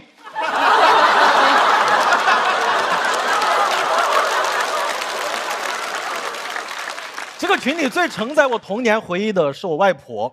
因为我小时候暑假每次放假都是寄养在农村外婆家的，所以每次外婆给那个猪煮猪食的时候，就是我和我表妹最期待的时刻，因为真的很好吃。它是用那个红薯红薯叶子还有很多菜叶子在一起煮，很好吃。所以每次喂猪以前，我跟我表妹会先过一遍。那个猪等久了就会扒着猪圈叫嘛，我外婆就会过来叉着腰骂那个猪，吃，就晓得吃。猪听不懂，我听得懂。现在回过头就知道了嘛，当初外婆喂猪那些，我们现在叫沙拉。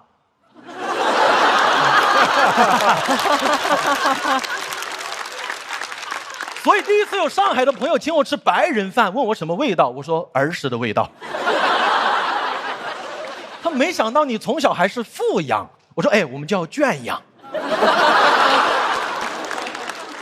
群里年纪最大的是我外公，89岁了，身体很好啊，但是每天就超级喜欢抽那种老年人的老式叶子烟，大家见过吗？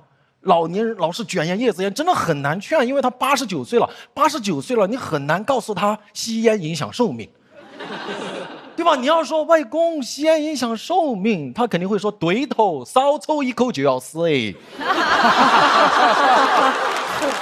听得懂吗？听得懂吗？听得懂。你要问他长寿的秘诀，他肯定回你3个字：叶子烟。他现在越活越自我了。我这么说吧，我外公现在过马路啊，一般不看红绿灯，就慢慢挪，所有车看到他都会减速的。我外公的威慑力远超红灯，他是个老灯，就闯红灯。89岁正是闯的年纪啊，就闯。但我后来观察过，他不是说想闯红灯，其实他刚开始走的时候灯还是绿的，他就是走到一半啊，他跟我爸一样属于意外走红啊。而且我想过，他没有这么在意这些了。你想，我外公89岁了，他哪怕真的犯了个什么事情，你判他个无期徒刑，89岁了，大概率就判个几年嘛。这个梗我跟我外公讲过，他很喜欢。他说：“你要笑死老子。”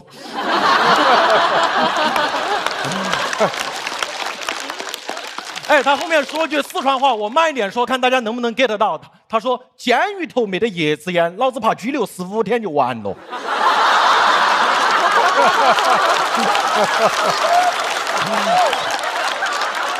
哦，能听懂吗？太 keep real 啊！我爸有时候还会拿我外公道德绑架我，我不知道他有没有这种感受。当你外公89岁了，贾浩89岁了，他现在唯独的心愿就是想看你结婚生子。我外公在旁边，我想抽口烟。抽完烟以后，老头子说：“现在想看你结婚了。”所以我有时候真的在想，我外公89岁，又幽默又能讲地域梗，还不在意评价，有没有可能89岁才是一个脱口秀演员最好的年纪？你想我89岁还在台上讲脱口秀，哇，那也太好了。倒是大家应该也都健健康康的都在啊。因为你们都知道长寿的秘诀就是叶子烟。我真的想过，这个初代粉丝群还有不少成员的故事，我想慢慢分享给大家听。我能想到最浪漫的事情，就是我们一起听着段子慢慢变老。你想我89岁了还在台上闹，你们还在台下带着假牙笑，可能还是会有人骂我，你有什么资格聊化妆？我这个耳朵呀，完全听不到。谢谢大家，好，谢谢。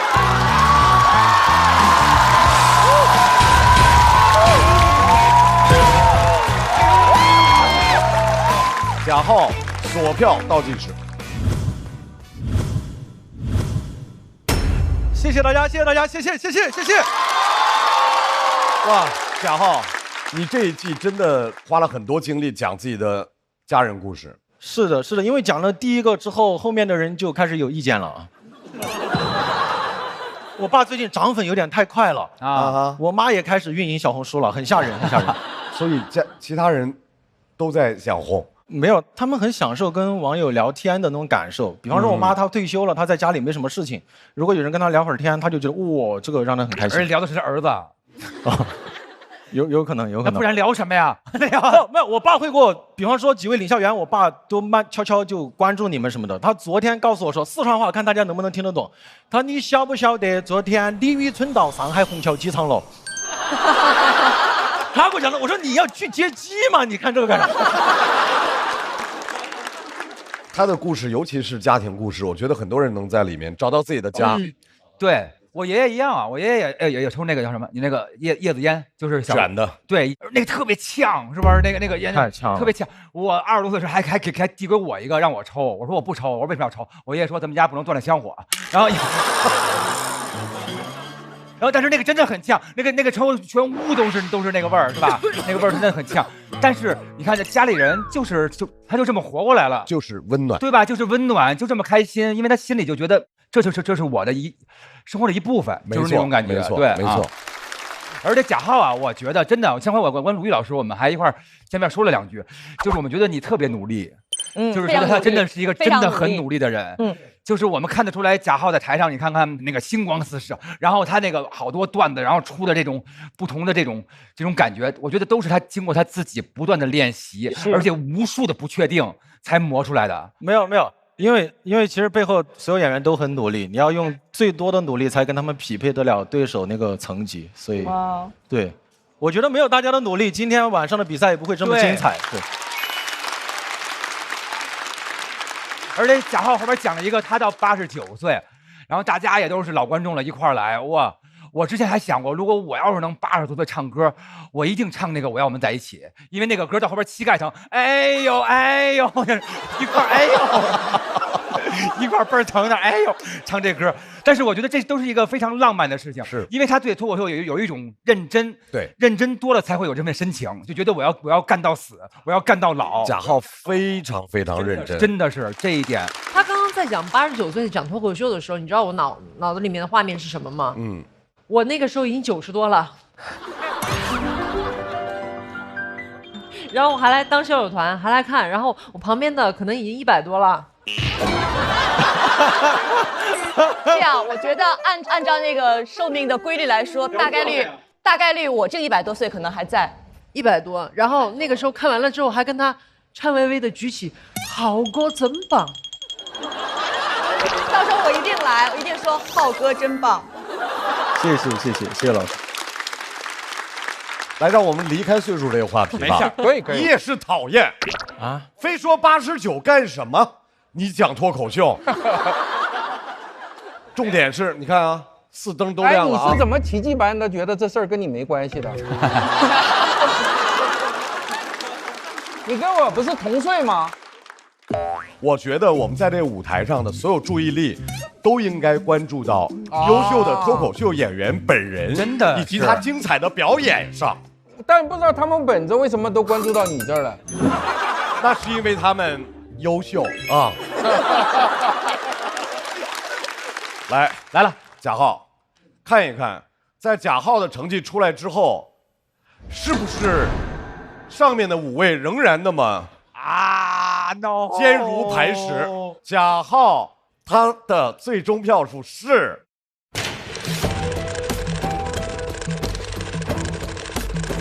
290吧，290吗？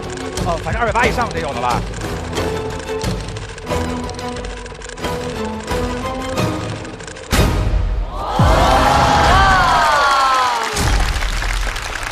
换一下，又换了，我自动还知道排位呢啊！换一下，又有变动啊！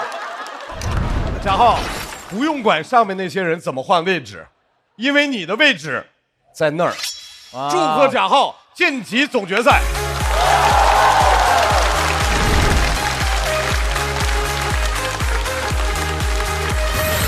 哎呦，朋友们，压力太大了，谢谢，再见了，谢谢。我很执着讲这段也是，我小时候很多时候确实外公外婆一起带大的，然后外婆在我心目中是最亲的，外婆是在我读大2的时候去世的，就是觉得想把外婆的段子在一个匹配得到她的等级的舞台上讲出来吧。我主打秀的名字叫贾浩和郭光文，因为我外婆就叫郭光文。然后里边有很多家人的段子，但是没有写出来一个关于外婆的段子。我写过很多次，就是写的不好笑。我印象中当时第一次写的那个段子，大概意思就是说，不做亏心事，不怕鬼敲门。我外婆刚去世的那1、2年，我就天天想做亏心事，我就希望她来敲我的门。我很喜欢那部电影叫《寻梦环游记》，里边就说真正的死亡是被这个世界遗忘。那有观众知道我外婆的名字，那她就永远不会被遗忘。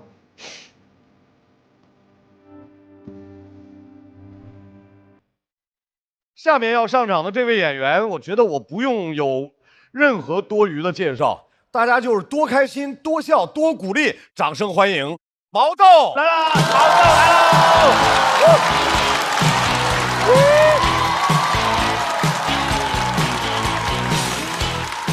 大家好，我叫毛豆。哎呦，谢谢，二豆朋友大家好，大家好。哎呦，倒数第2个了哈，马上结束了。我上一轮讲了个我家老婆车报废了那么个段子，分很低，倒数第2。当时我想了一晚上，我就现在人应该不喜欢听这些了，得讲一些新鲜的、有表达的东西。所以这轮我讲新能源车。燃油和新能源这2种车就像现在的演员，你知道吧？何广智就是燃油车，成熟稳定，偶尔有点漏油什么的。小四爷那种就是新能源，冲劲足，提速快。你跟他讲漏油，都说啊，何漏之有啊？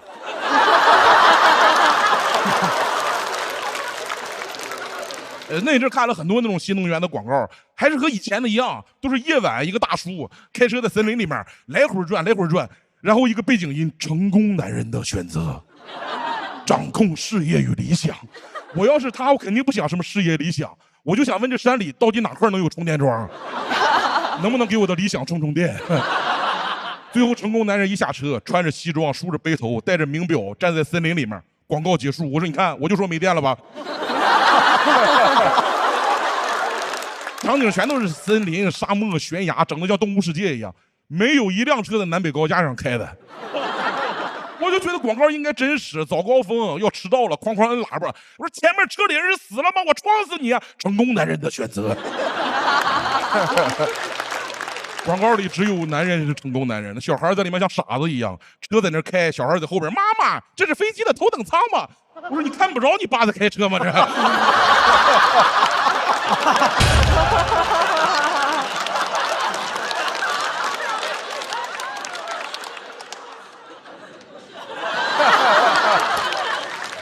我研究了2月，我爸没车用不习惯，他又不懂又很着急，打电话说他看中了一款，说这个车这也好那也好，中控屏是那种大连屏，说大连人就得用大连屏。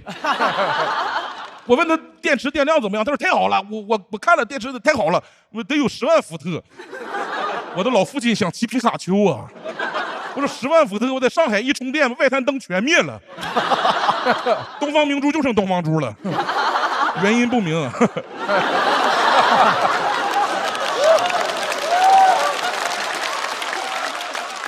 我回大连给我爸看了一下，那销售很热情，上来就管我叫哥，管我爸也叫哥，说哥你是要给哥买个车吗？那老头得有70岁了，他也叫哥，跟谁处都叫哥，四面楚歌的。他在那哥，我跟他要下蛋了，不分辈分啊。他可能从小开的车就和我不一样，他那是爸爸的爸爸叫哥哥。最后买的就是这个车，因为这个价格确实也还行，但开上就发现问题了。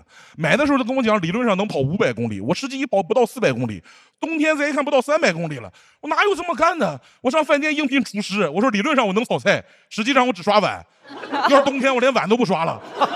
买个车跟相亲一样，网上说1.8米，见面1.7米，一脱鞋1.6米。这个车冬天特别适合开出去散心，有什么烦心事我就开远一点，就看着那一格电扑通扑通的狂掉，一瞬间烦恼就全忘掉。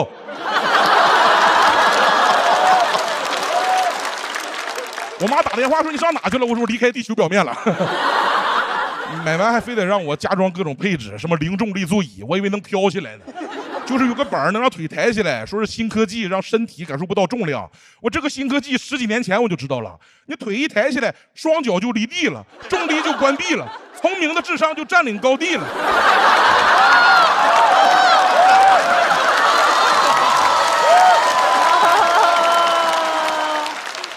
哥起步研究车的开始研究地心引力了。感觉都没啥用，还有那原地掉头功能。我说这玩意儿有啥用？后来看着个新闻，我确实有用啊！一个车把前面那个车追尾了，然后他原地就掉了个头。后来交警来了说：“你看我这不是追尾。”交警说：“哦，确实，你这个是逆行啊，你这个是。”他还让我花3万加装那个智能驾驶，我经常刷着这玩意儿磕了碰了啥的。他说：“哥，咱这个车机已经达到人类6、7岁的智能水平了。”我说：“你不介绍我还敢让他开呀？6、7岁我一启动，他说：“妈妈，这是飞机的头等舱吗？”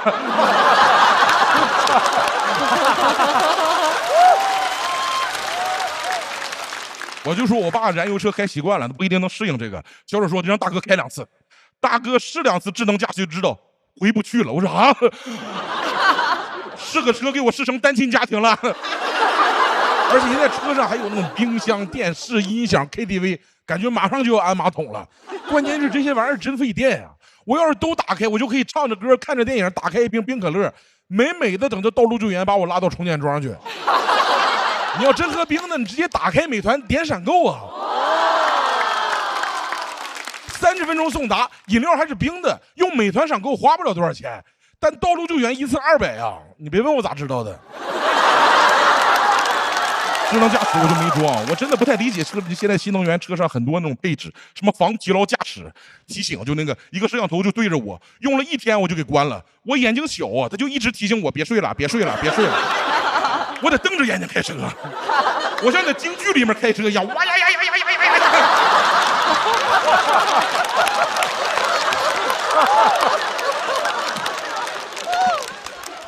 最奇怪就是那个全景天窗，我夏天也太热了，这玩意儿有啥？这玩意儿除了能第一时间看着鸟屎，还有什么作用啊？看着还够不着。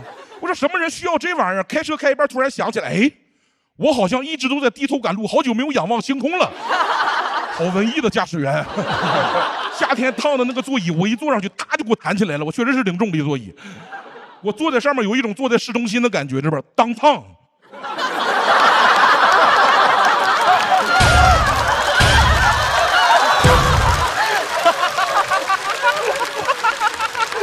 特别烫。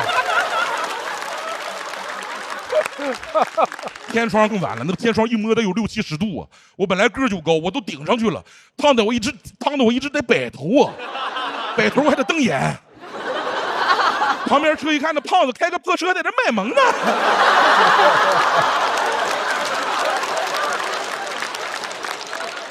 热得我汗都流眼睛里了，我得拿2块毛巾一块擦呀，我都码不了方向盘，我都后悔，我应该买那个智能驾驶啊。而且现在这些新能源车长得越来越像，但每个车企都说自己是最创新的，然后在私下里互相抄袭、互相举报，整得像脱口秀行业一样。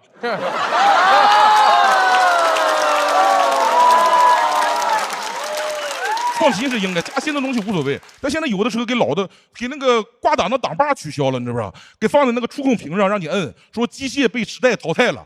我不是不信任时代进步，就以我对这个时代的了解，过2年他应该会让我充会员挂档啊。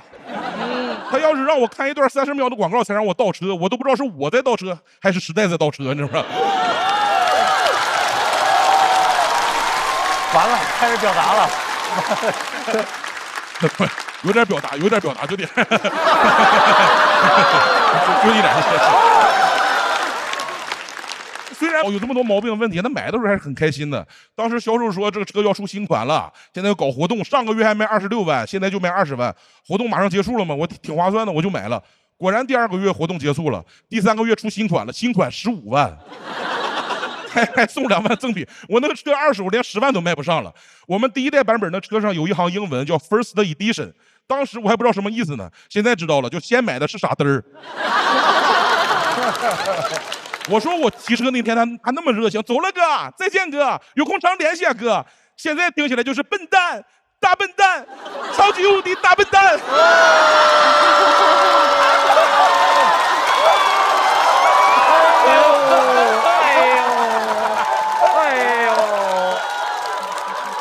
我就打电话问他怎么回事，他说毛先生，我们这个行业是这样的。我说之前你还叫我哥，现在叫我毛先生了。什么毛先生是被你割完了是吧？我说行，你等着，我举报你。他说毛先生你怎么能这样呢？我说对，我们行业是这样的。谢谢大家，我是王总。有点表达，真的有点表达，有点表达。别！万岁！万岁！万岁！万岁！谢谢。来，毛豆锁票倒计时。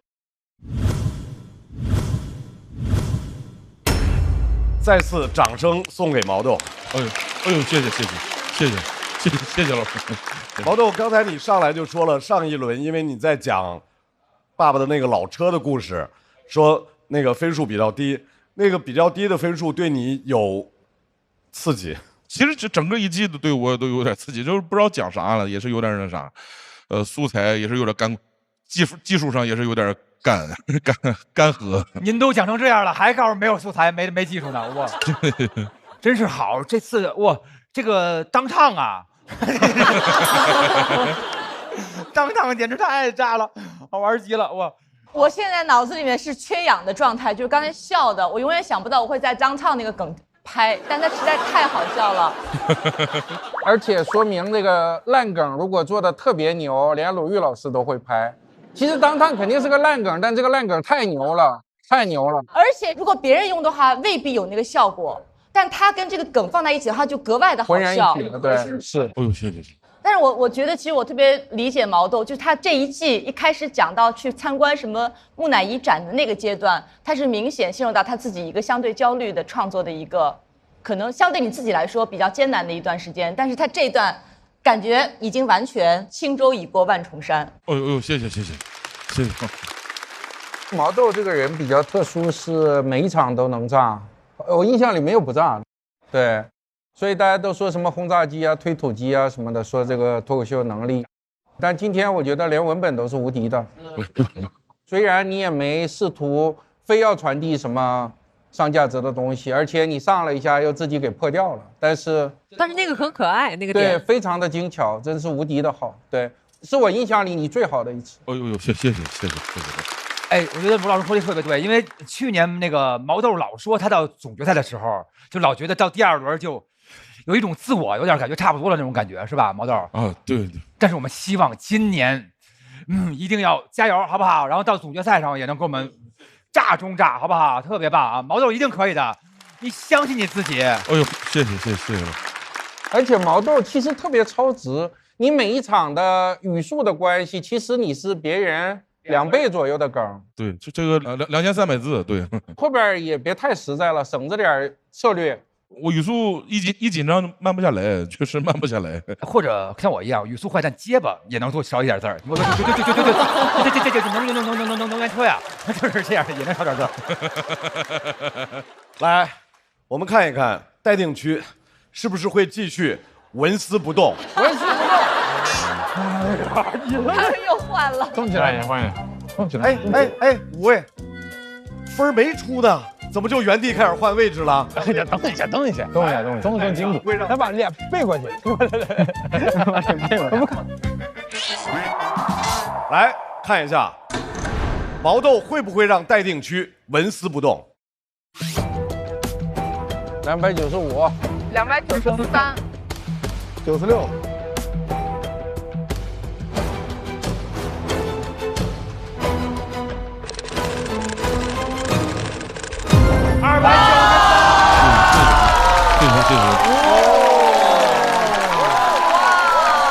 294，第一！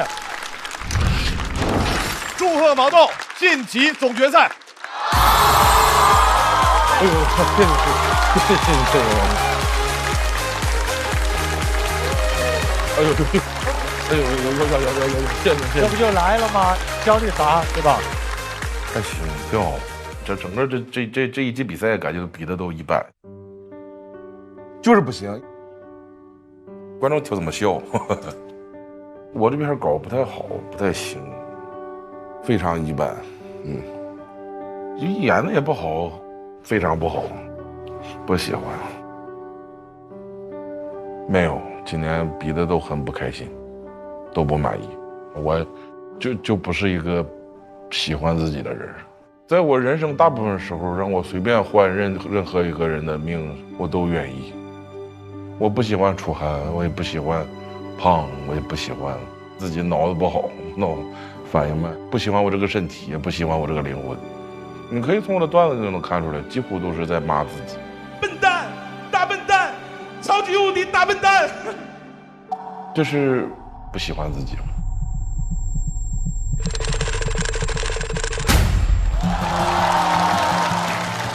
光芒四射的毛豆，闪闪发光啊！大爆发，连文本都是无敌的。轻舟已过万重山。半决赛我，半决赛挺好，半决赛比得好，挺好。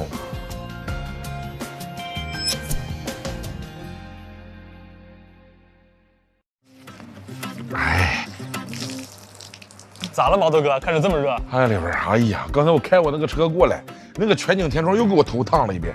幸亏我这个头发短，要不给我烫成锡纸烫了。你就是买太早了，现在新能源已经进步很多了。啊，现在不搞美容美发了？不搞了，我带你去看看。走。你看，极狐 T1 超大全景天幕，还做了防晒隔热的电动遮阳帘，再也不会烫得你直摆头了。哎，这车行啊，没想到这里面空间这么大，这坐着也很舒服。我先享受享受。哎，你先别急着享受，我还有一句话想说。什么？极狐 T1 大容量，随心开，想去哪儿嗨去哪儿嗨。朋友们，到了半决赛，其实也是很难讲了，因为都已经打到这种程度了。然后他要做最后的演出，小齐，哇！这位朋友，中专就是他观察世界的视角，摇头晃脑是他的表演风格。哎，不押韵啊！他的表演将直接决定待定区是不是就一锤定音。掌声欢迎小齐！小齐！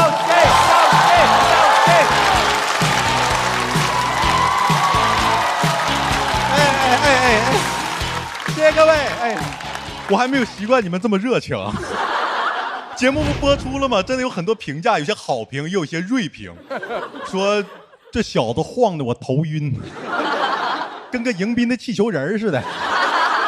太有想象力了，朋友们。在大家看来，我的脱口秀就是各位好，我是小齐。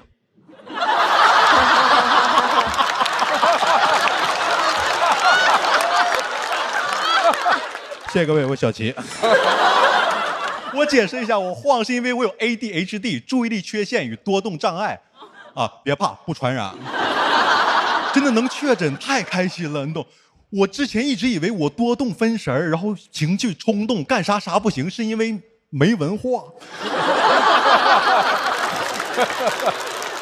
啊，原来是脑子有病啊！吃药就能好。之前我可绝望，之前我以为得看书呢。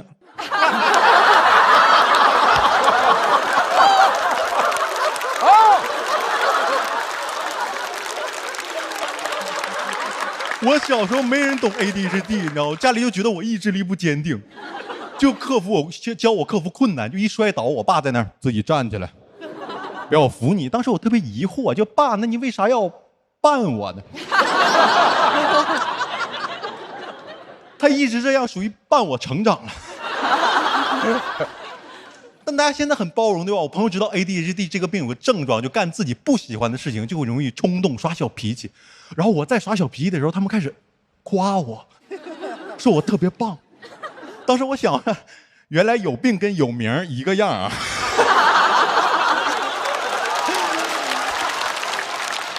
我都想再找俩人搞个组合 ADHD Boys。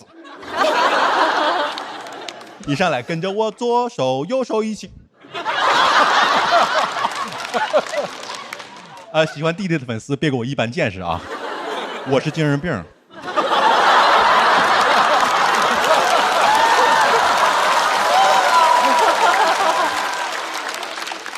就得利用起来，不要有病耻感，朋友们。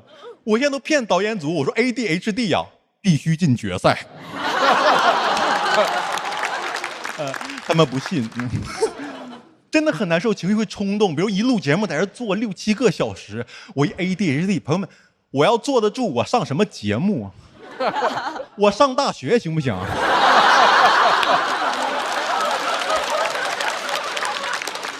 没有情绪了，你懂吗？他们段子我看100多遍了，我还得装着呢。打上。ADHD 还有个问题，就是感兴趣的超级集中，不感兴趣的你知道一点也忍不了。我们干自己不喜欢的事情就死。我小时候一直不理解那些教大家克服困难的故事，你知道吗？就是愚公移山，听过吧？啊，都上过小学。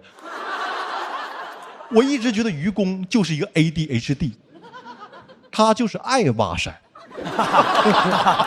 不然谁能挺住啊？我觉得可能都有人劝过愚公，说别干这玩意儿，这玩意儿不挣钱。不行，哥们儿有瘾。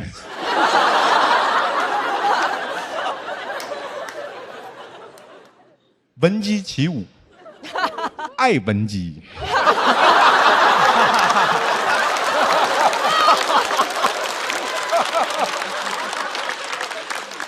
悬梁刺股，爱纹身；后羿射日，爱吹牛。我也有我爱的东西，就是脱口秀。具体点说，就是爱吐槽。我第一期还吐槽了 rapper， 你们听到了吧？对，我还爱蹭。rapper 一个回复没有，反正 rapper 粉丝在给我发私信说，随便找出一个 rapper 学历够你考2辈子了。我说怎么 rapper 都有中专双学位？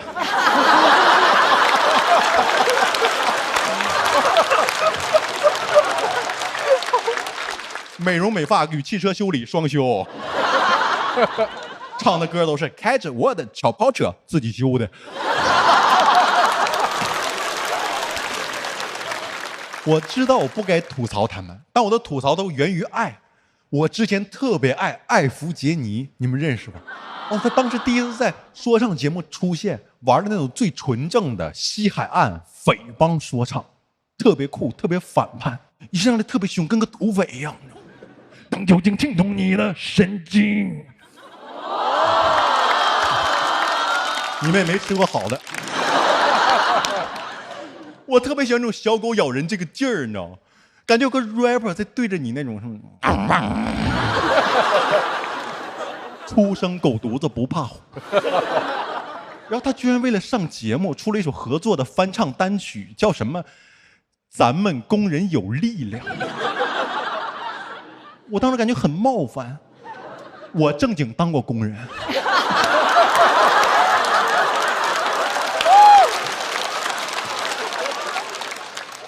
我说艾弗杰尼跟谁攒的呢？咱们工人你那样，你白胖的，你哪管改歌名，唱什么咱们工头有力量，工头有力量。他唱的时候不小心露出那种习惯的匪帮手势，你知道吗？一边唱一边在那，哎，咱们工人有力量，咱们工人这样。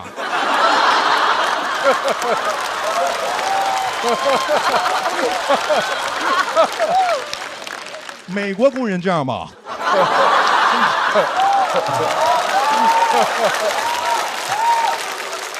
中国工人这样干啥呢？这是抽利群。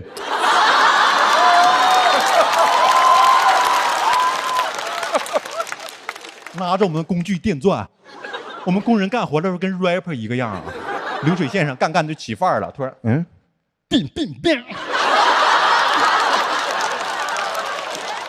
我是3工厂的0423 ，AKA 劳动模范，累死，大了3个螺丝。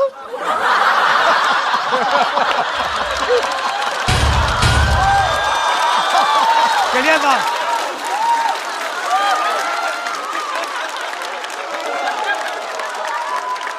1天50工资。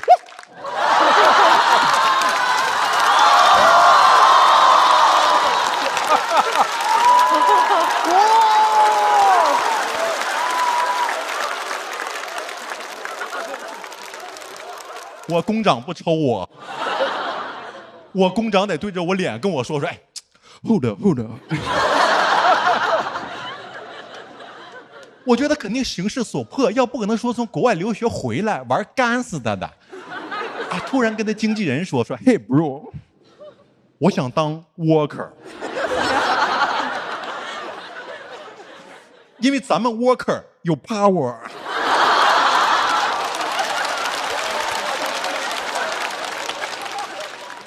干嘛呀？我特别烦那种一上节目就开始不做自己就开始变形的人，你懂吗？直到我也上了节目，理解他们，成为他们。我之前在线下是那种著名的，你知道，吃不着葡萄说葡萄是转基因的。因为去年选拔没选我，我跟他们一起比赛，然后看着他们线上演员，你知道，干净炸，受欢迎，当时我嫉妒的，你知道，什么时候塌房啊？那导演还问我说：“能看出这种线上线下这种质感的差距哈？这资本家会让人内斗啊！”我当时想，我就装不了，做不到吗？我已 ADHD， 我做不到像他一样线下傻直男好几年一上线说姐妹们，我是个美妆博主啊。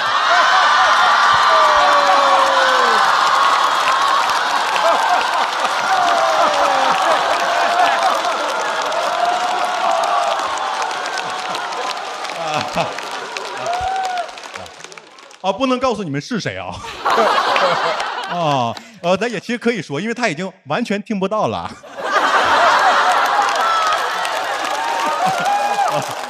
不好意思，线下写的段子，咱也没想到能见面呢。当了1年小黑子，面基了。一见面特别喜欢你，浩哥，特别喜欢你。你是我师傅啊。我见面真的是黑转粉了，你知道，因为我发现他是真爱化妆。这就我喜欢脱口秀的原因。虽然有人不理解，但大家都在做自己喜欢的事情，说自己热爱的话。我知道这篇可能有争议，但没办法，哥们儿有瘾。谢谢各位小齐，拜拜。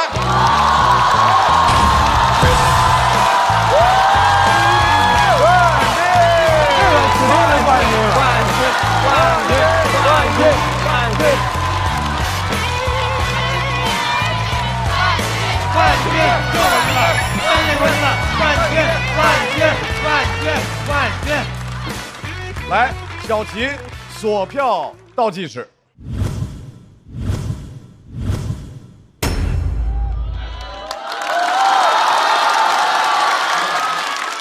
哎，小齐，我问一下，你是骂人真的有瘾是吗？不能说有瘾吧，是自己的艺术坚持。就是我，因为我讲脱口秀最开始就因为快抑郁了，没有人说话，也没有人听我说话，然后我有些很重的情绪，然后在台上发现我骂出来大家会高兴，然后这就一直是我的喜剧初心啊！太棒了，运气好，没挨过打，是不是？一直是扛揍，是扛揍。我想问一下，就是目前好像美妆赛道只有1个人啊。对不起。哎，这位朋友，你听了小齐的表演之后，你的感受是？我直面黑子。哎，天哪！艾弗杰尼在现场吗？没有，我个人感觉直男肯定也可以当美妆博主嘛。而且我听说小齐其实私下有悄悄学过化妆。对。但就是没有学太好，我觉得可以交流。然后我也解答了一个疑惑，我终于知道骂我那条私信是谁发的了。我真的很嫉妒他，其实我就是嫉妒他，在线下不认识开玩笑。我真的学过化妆，然后没有人觉得我该这么精致，你知道吗？我把那粉底蹭到卫衣上，然后我朋友见着我说：“你该洗澡了吧？你都掉色了。”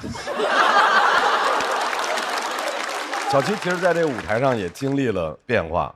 对的，对的，包括中间有那么几场有点没找着劲儿，对，在找自己的那个劲儿，反而是到了这个半决赛，好像彻底回到了第1场的状态。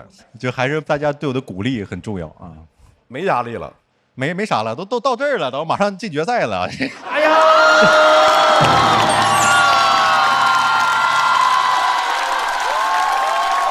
太不尊重我们5个人，这位决赛选手啊，看一看这边的朋友啊。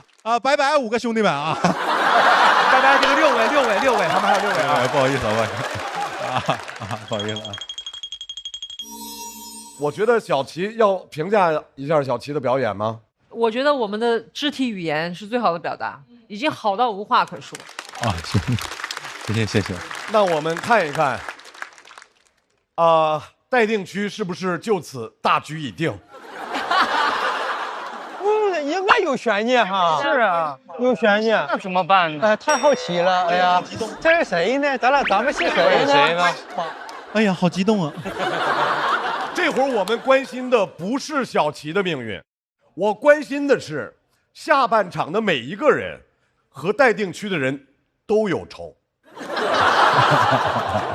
用尽全力让你不说那些话了。让我们来看一下，首先小齐拿到了笑笑团的4灯，小齐要不要直接晋级总决赛？要不要？不要，还有得选吗？请看咱们5个做到底了，坐穿了。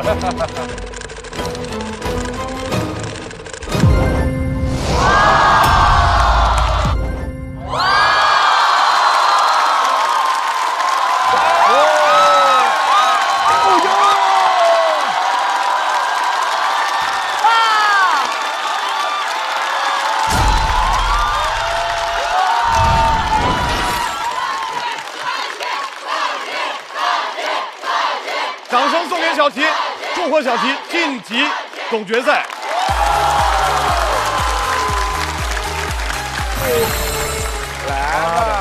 不好意思，没事。有6票是我的啊，6票分6票给我。本人小齐在这里郑重向艾弗杰尼先生跟贾浩先生道歉，对不起。希望你们不要跟我们一般见识啊，就是我真是精神病啊。本人在段子里陈述的观点和态度纯属个人行为，与节目组无关，也不代表平台立场。绝对无意冒犯艾弗杰尼先生跟贾浩先生的名誉权、姓名权以及保护作品完整权啊，顶多有一点不正当竞争啊。如果要提起诉讼的话，希望你们不要诉讼，我求你了。最后要鸣谢一下帮我写这道歉声明的提供的帮助的法务老师孙熙，谢谢了，孙熙，谢谢了。也向艾弗杰尼跟贾浩老师的粉丝一起道歉，我也是艾弗杰尼跟贾浩老师的粉丝，这是真的。那为什么当时会决定在半决赛讲这个？可能有人想当明星，我挺想当小丑的。我觉得小丑会挺快乐的，然后挺有价值的。在我自我看来，就是一篇哗众取宠，但是又很有意义。因为我觉得，就你的姿态越低，你能说的话越多。我如果就是成为明星，我可能啥也不能说，我就会特别难受。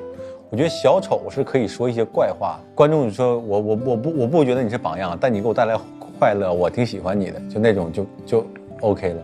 小齐的爆发在我心中是出一口气的，我就是觉得这些混不吝的人，这些看上去迷人的混蛋，他们一点都不好看，但是他们很迷人。这句话我真的很不敢在台上说，我也就后台敢说这句话。我觉得大家现在眼中有太多好看的人了，但是很少有迷人的人。好看跟迷人是2个概念。我觉得小齐，然后高寒、小四野这些人是迷人的人，他们并不仅仅是一个好看的人。半决赛的表演已经全部结束了，现在让我们来看一下脱口秀和他的朋友们第2季的年度13到年度18的分别是谁？年度13也太13，因为季业选择了退赛，所以他自动就成为了年度18。季业其实在今年的第1轮节目当中就给我们带来了好消息。比到现在，我们知道脱口秀最小的好朋友已经平安的出生了。季业虽然错过了半决赛，但今年的节目他给我们留下了非常精彩的表演，这一切都是一个幸福快乐的故事。再次恭喜那个男人季业成为年度18名。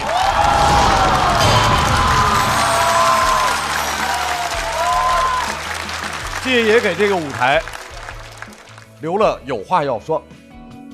好像你是学习，他在那儿他在现场求婚的。也才200，好像你会特别的帅，看爸爸的啊，宝宝，哇，7月19。好像你的人生未满，但不够看看。让我们也祝那个旅人开开心心，也祝福王翱翔小朋友健康快乐成长。这就是刚有孩子的心态。这是季业唱的歌吗？是季业唱，混音还得再混一混。妈妈填满了好大一块。嗨，这个赛季要结束了，然后我感觉这个赛季还挺难忘的，算是带着喜悦来，带着喜悦走的。我马上要当爸爸了。一切为了孩子。最重要的感谢的还是我老婆，因为这一赛段就是跨越了她的预产期，包括哺乳期，是整个覆盖了她生育的整个流程的，而且她在生产的过程中也是特别的辛苦，她也会自己鼓励自己，我没问题，我一定能把这孩子生下来，孩子生下来我就好好让他享受这个世界，享受这个世界的爱。我买花了，我在外面等着呢。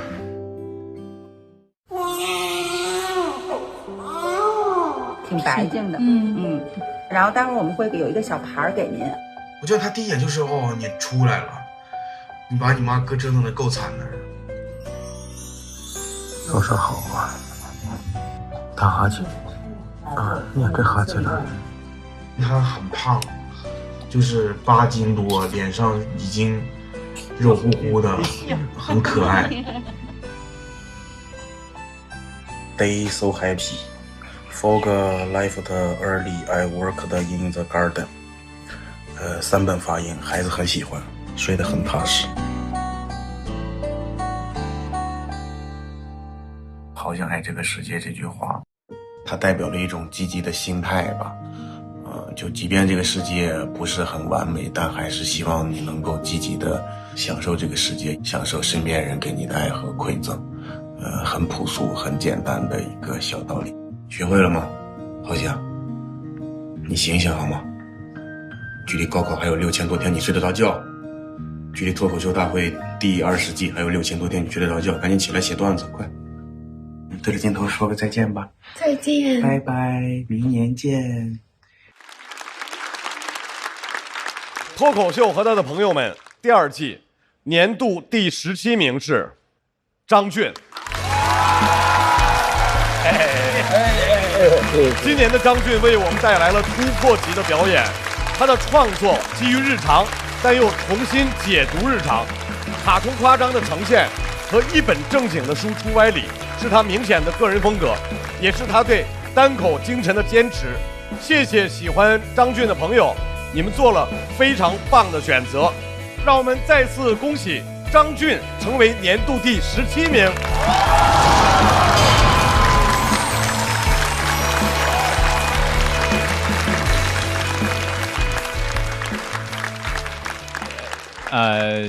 这是我第2轮的时候写的淘汰感言，我先念一下。我写段子其实是个比较费劲儿的事，因为我经常需要花好几周才能够改出一句话出来，然后我需要审视段子里边的逻辑啊，还要审视我自己会不会这句话太傲慢，那句话会不会太狭隘了。我就觉得其实没有什么是本来就应该属于你的，想要就要努力去争取嘛。然后这个道理我在这几年得到了更深的验证。虽然我这个被淘汰，我刚刚讲了强者要抱怨环境，但我还是要感谢这个环境。因为有一些小插曲，就是我在来这个节目之前的时候，因为在腾讯这边已经录了4年了，然后去年实在是走的不太录的不太好嘛，然后我想着要换一个环境，然后今年本来是要去那个。本来是想换个环境试一下人挪活嘛，然后对面节目没有坚持要我，然后这边节目也没有坚持要送我走，所以我就觉得，但我在这边还是收获了一个非常非常愉快的一个旅程。然后我也要感谢那些一直在关注我的朋友，就是我想说的是，坚持下去，人并不是直线上升的，你可能会退步，可能会走弯路，然后也许你会迷茫，但是这些都是必要的。因为我很爱干这个事儿，我就喜欢让别人开心，然后我很爱干，每次演出完我都会跟观众说，我说希望你们度过了一个愉快的夜晚。但我后面有一句话，因为过于肉麻，我没有直接说，我说其实你们也让我度过了一个非常愉快的夜晚，我谢谢你们。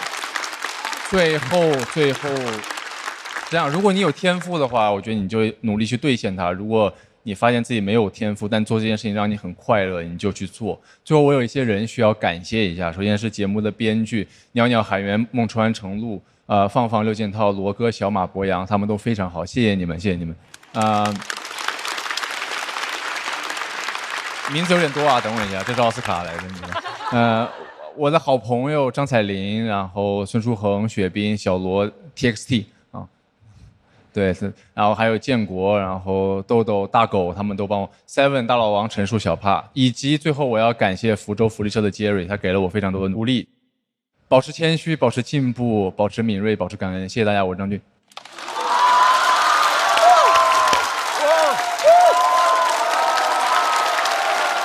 再次感谢张俊今年在这个舞台上的优秀表现，希望我们明年再见。掌声送给张俊，棒棒哒！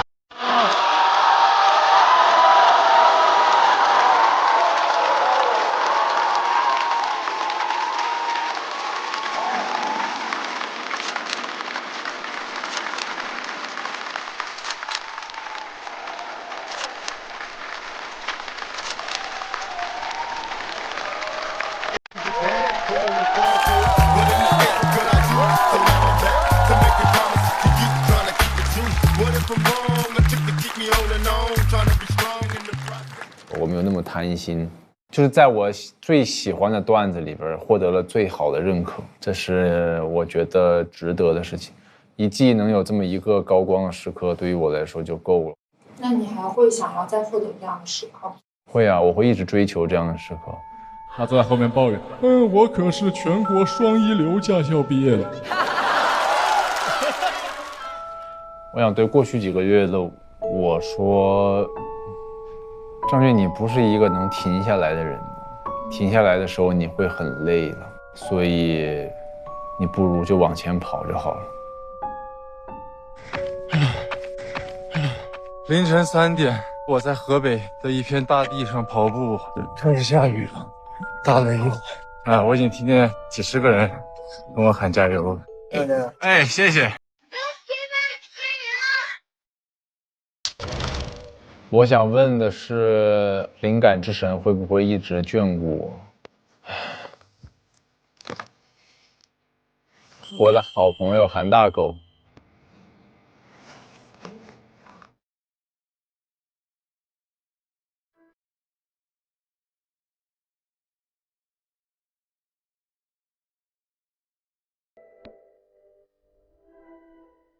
这个是我梦寐以求的夏天。这个夏天我过得非常开心，非常开心。观众朋友们会一直看我，明年再见吧。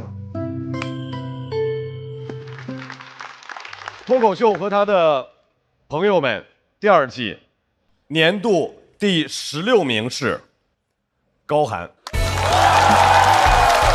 寒今年在这个舞台上留下了浓墨重彩的很多笔，有养鸡王子的辉煌，也有让罗老师居功的嚣张，还遇到了新的 CP。虽然不是意中人，但命运的齿轮已经开始转动。很开心今年感受到来自00后的东北魂不吝文学，戏谑、倔强、忧郁、凛冽。哪来的词儿啊？这都词儿也太多了。这儿再次恭喜高寒成为年度16名。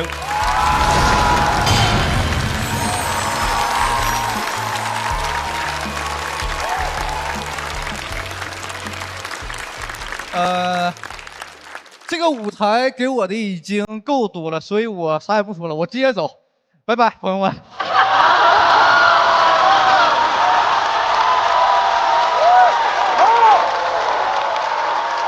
我写了怎么办呢？在这个，这是我怎么说明的？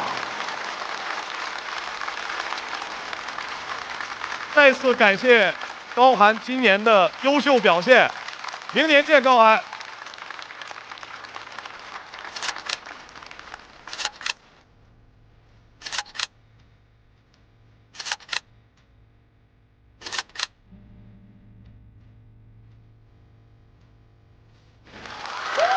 走了，走了。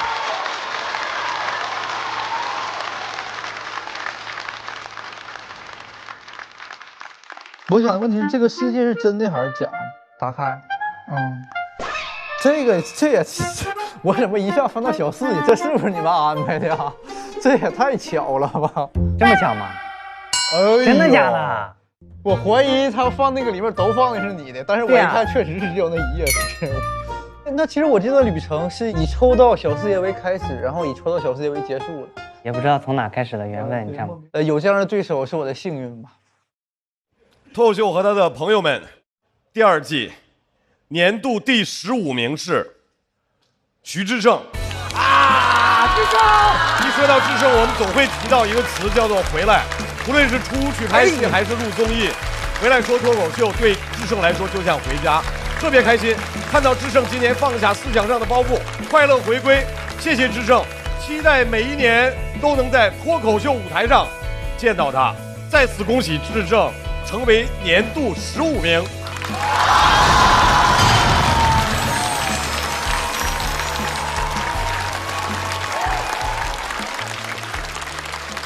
哎呀，挺好，挺好，朋友们，我给大家说，我经历过这种开场被淘汰的这种感受，就是我第1年来参加脱口秀的时候，就是那个选拔赛，我就是开场然后被淘汰了，然后走了4年的上坡路，所以说今年又是这样的情况，又有4年的上坡路要走呀，朋友们。哦，太棒了！哎呀，真的，来这里就是非常非常开心，也非常非常享受这个舞台。来这里虽然有点累，也有点就是可能表现没那么好，有点失望，但我其实在整个过程中都是非常非常开心，然后享受在这里的每一刻。然后，我为啥非得留下来说点呢？因为我不感谢不行呀，因为这都是一群陪我写稿写到5点的朋友们，谢谢。然后感谢那个节目组的朋友们吧，不会哭的，因为我这都是开心，因为在这个舞台上我是大受震撼的，是因为现在脱口秀已经进步到了我1年没有在这个行业里就是努力坚持就已经能感觉到这个差距的，所以说很开心看到脱口秀有这种，脱口秀也一直在走上坡路。真的，所以说我希望脱口秀能跟着所有的观众咱们一块走上坡路，越来越开心。谢谢大家，我是智胜。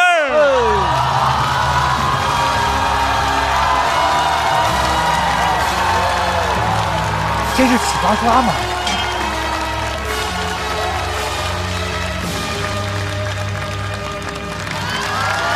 感谢智胜带给这个舞台的一切，智胜明年见。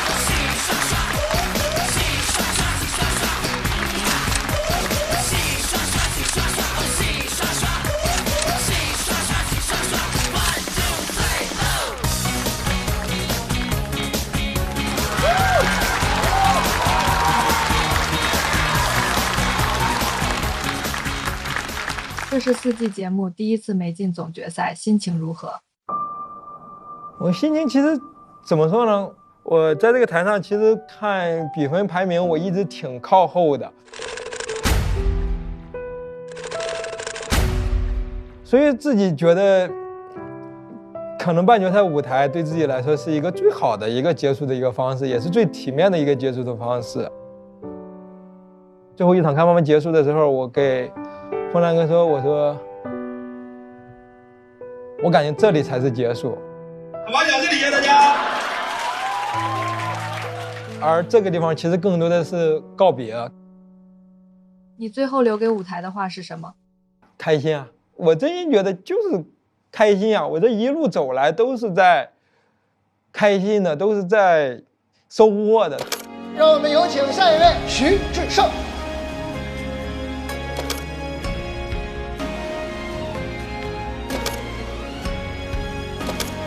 我很开心，把我所有的能想到的好笑的，在这个夏天又一次分享给了观众，我很开心。可能没让很多人开心，但至少让一部分人开心。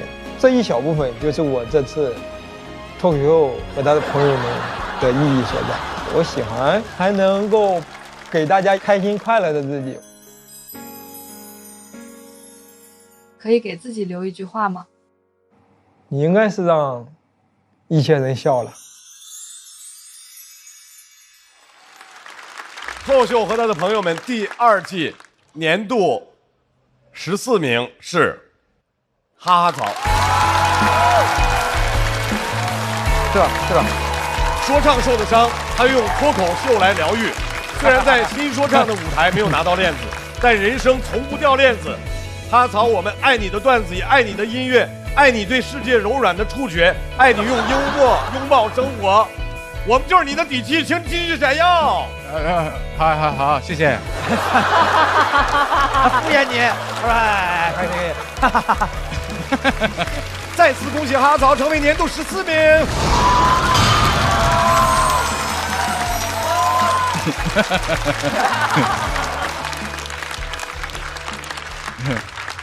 我刚刚坐那里写了一下我首先要谢谢所有的这个朋友们，然后大家一起在这个 party 玩得很开心，然后我还特别谢谢我的这个内容导演 Sherry， 然后还有小马芳芳，这个还要谢谢高寒，因为我刚刚在写的时候，高寒说你咋不谢谢我呢？我说我谢谢你。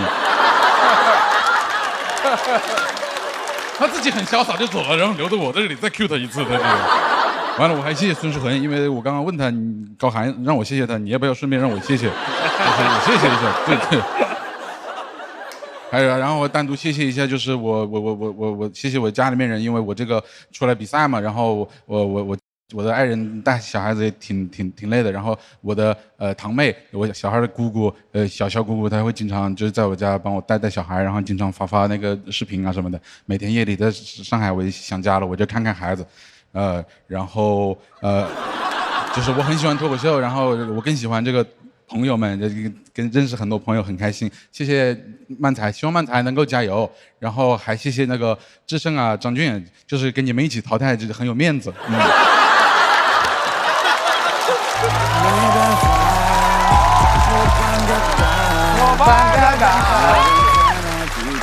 这是我自己的歌啊，对。各位重要提示，哈曹的专场长沙彭于晏巡演仍然在进行，希望大家在现场感受到哈曹的舞台魅力。感谢哈曹，明年见。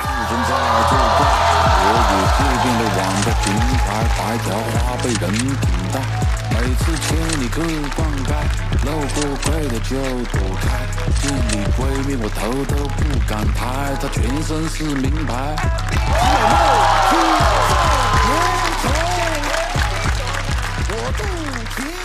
3、2、1，我要退赛。我是为观众感到惋惜，你们丧失了一个人，你们要少看一段哈曹了哦。哎，我受不了，他走，我要退赛。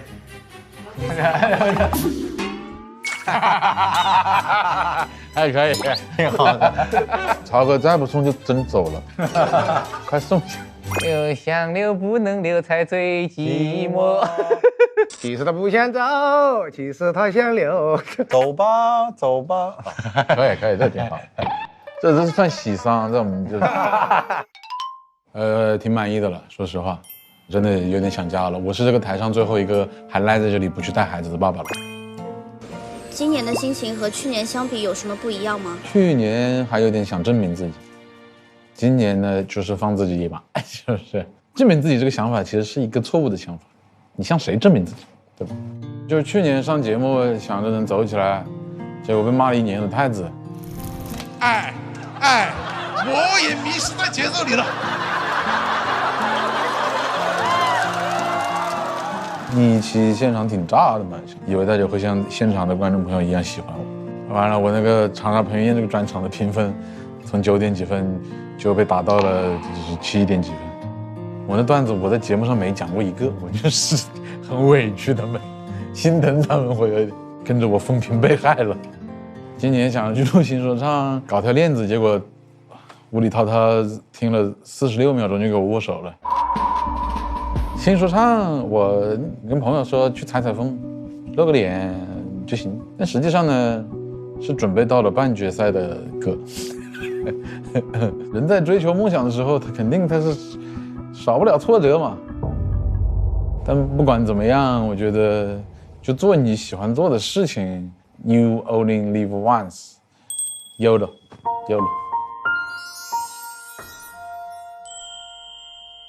对吧？不要后悔嘛。生活它可能就藏在那个拐角，可能冲出来给你一拳，可能也冲出来给你一块糖吃。欢迎大家来长沙彭于晏这个专场，我街头的一面。这趟旅程最想感谢谁？我最想感谢我的爱人吧，就是她一直鼓励我，辛苦吴珊珊女士了，真是一个人在家里面带孩子，马上回来，明天。等你看到这个片子的时候，我就在你边上了。辛苦了，哈哈曹，忘了谢谢你了。你像个战士一样撑到了最后一刻，respect。哎，好，谢谢，谢谢，谢谢，谢谢。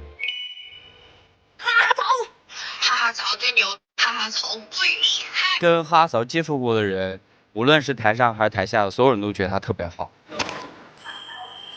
哈哈曹加油！我是太子党，我是太子党，我是太子党，我是太子党，我永远支持最好的太子哈哈曹，我永远支持最好的太子哈哈曹，加油！我是太子党，我永远支持最好的太子哈哈曹，永远支持最好的太子哈哈曹。放心了，支持你，支持你。哈哈哈哈哈！脱口秀回答的朋友们，第2季年度第13名是孙书恒。孙书恒是深耕线下8年的宝藏演员，用奇思妙想和调火慢炖的节奏，絮絮叨叨的声讨这个荒谬的世界。他的表演像当代青年的精神 CT， 照出普通人的焦虑、无奈、善良、真诚。他是脱口秀的里子。如果你想看点不一样的，孙书恒可能就是最优解。孙书恒盼望和大家更多的线下相见。再次恭喜孙书恒成为年度第13名。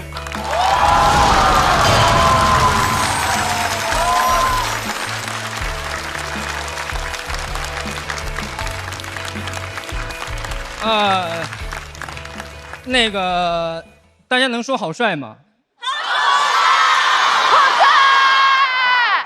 谢谢，这是我妈妈的作品，我会向你们传达你们对她的喜爱。谢谢大家，谢谢大家，再见。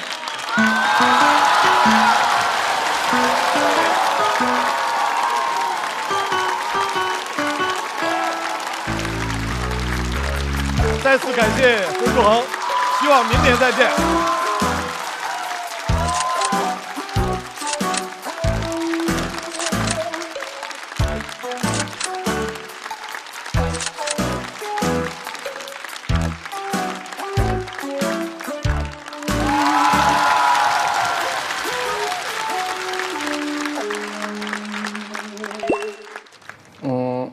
就是有人适合，有人不适合嘛。我就是不适合那个人。我感觉一直在过家家。我这裤子吧，它拖地，你知道吗？我这就是它不利落。今年28岁了，穿这衣服有点老来俏的感觉了，朋友们。我人生当中从来没有出现过这种颜色。你像一个皮影一样，给你穿上一些你平时可能根本不会穿的衣服，给你化上你平时根本不可能化的妆，然后让你上去做自己。上个赛段不是要做那开场秀吗？我有一把电吉他，从来没有上过大舞台，他第一次上大舞台，然后那个 DI 盒怎么也插不进去，就是那是把很好的琴，但它就是接不进节目组的音箱系统里。我就是那把电吉他。我不是一个真正的成年人，我在扮演一个成年人。你为什么不穿鞋啊？为了要自由，穿牛仔裤我也要穿拖鞋，这是我的一个坚持，就是我身上至少有一个地方是放松的。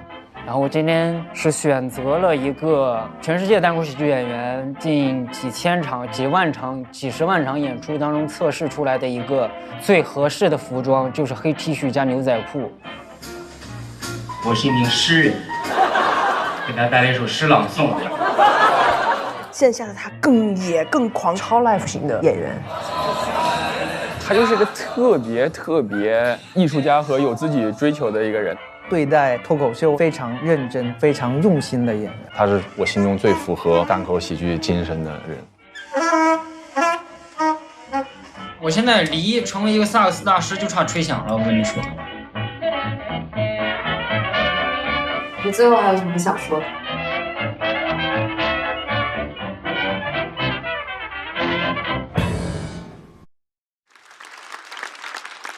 各位脱口秀和他的朋友第2季的半决赛到这儿全部结束了。当你把视线投入那个区域的时候，就会惊奇地发现，其中有将近一半是第一次参加节目，包括了优秀的王小利、优秀的小帕、优秀的小齐、优秀的小四爷，优秀的李文。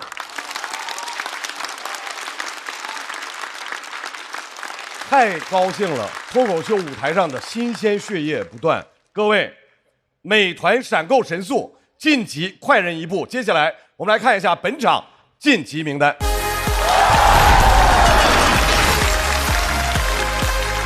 恭喜全部的晋级演员成功晋级总决赛，成为本赛季的年度12强。期待各位的巅峰之战。想来体验线下脱口秀的朋友，微信搜一搜效果，关注效果官方公众号小程序，超多演出等你来看。新一轮脱友全国巡演已经开始，打开效果小程序，关注你喜欢的演员，许愿想看的城市，朋友们就可能来到你的身边。比赛仍然在继续，下周同一时间继续关注。各位，我们决赛见。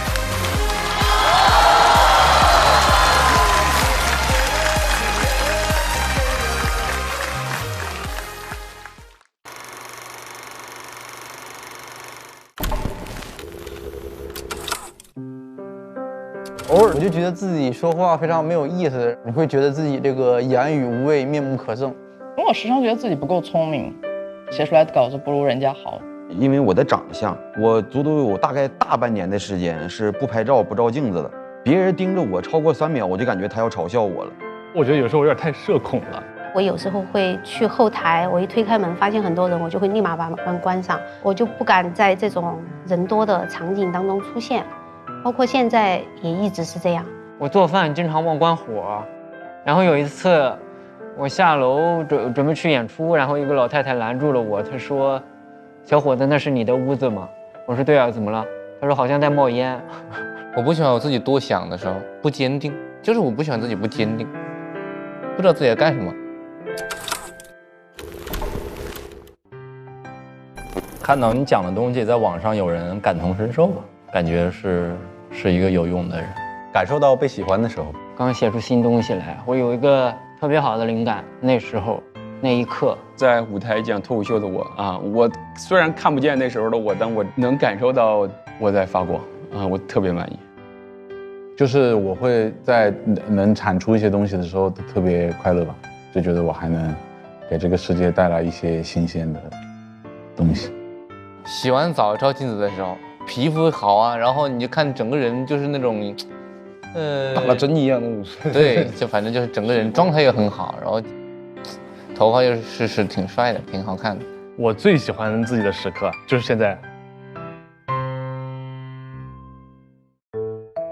首先啊，是这个创作8+1，想8个梗组合在一起，不好笑怎么办？那就用验证8+1，找8个圈外人和1个圈内人来提意见，还是不好笑呢？那就再换一批人问，这样观众能开心吗？放大招，开心8+1，8+1等于9嘛，忙完8小时，朋友聚一聚，国民白酒老村长，真正纯粮酒，好喝不上头，让生活更开心。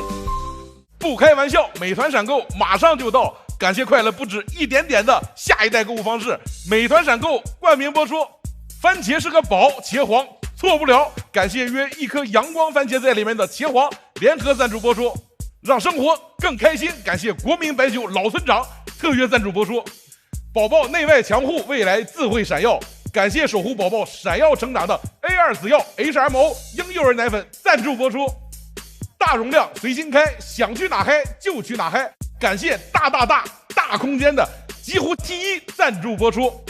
找回状态，脉动回来。感谢随时随地帮你 call back 好状态的脉动行业赞助播出。聊天就要吃乐事，分享美味，快乐加倍。感谢片片薄碎，乐事不停的乐事赞助播出。真好笑，真有机。本节目由3方认证真有机的海天有机赞助播出。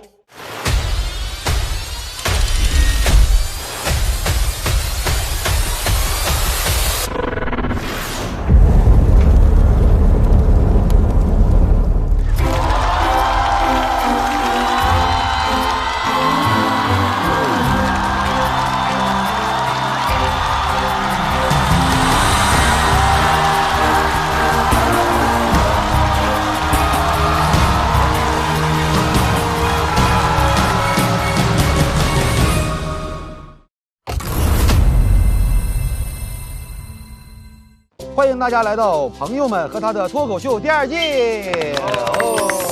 我们今天的主题是内娱脱友来了。我要给中华语乐坛洗牌。哎，你们有出歌吗？他有出的歌。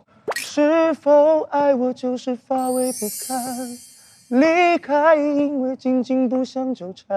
好听，好听，好听。浩哥感受怎么样？有点劫后余生的感觉。我愿意让贾叔叔评论我。我也愿意啊。你们有点蹭他热度了。游戏环节到认同式大赛。沈腾。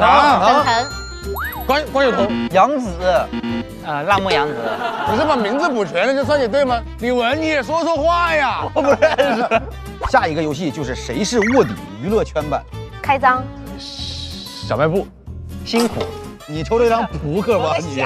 决赛能不能直接给他淘汰？当你不是卧底的时候，大家都以为你是卧底，这个是最可怕的。不是，这不是他们自己傻吗？我说的是对的，你总投我干什么？您赶紧投吧。3、2、1。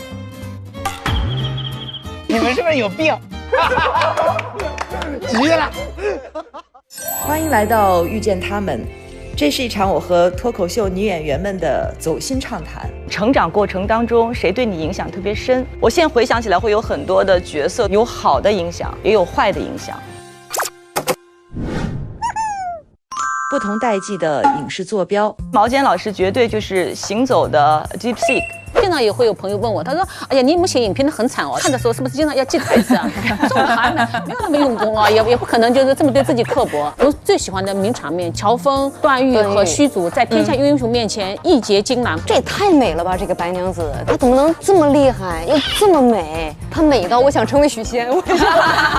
经典角色的共鸣时刻，你童年的某种对于男性的审美，其实源于某一个角色。我那时候觉得我是张无忌来着，就是上大学以后，我了解到哦，我是那个女朋友的时候，我张无忌不太行。我特别希望我去演的一部电影《红衣少女》，那是打开我的一个世界。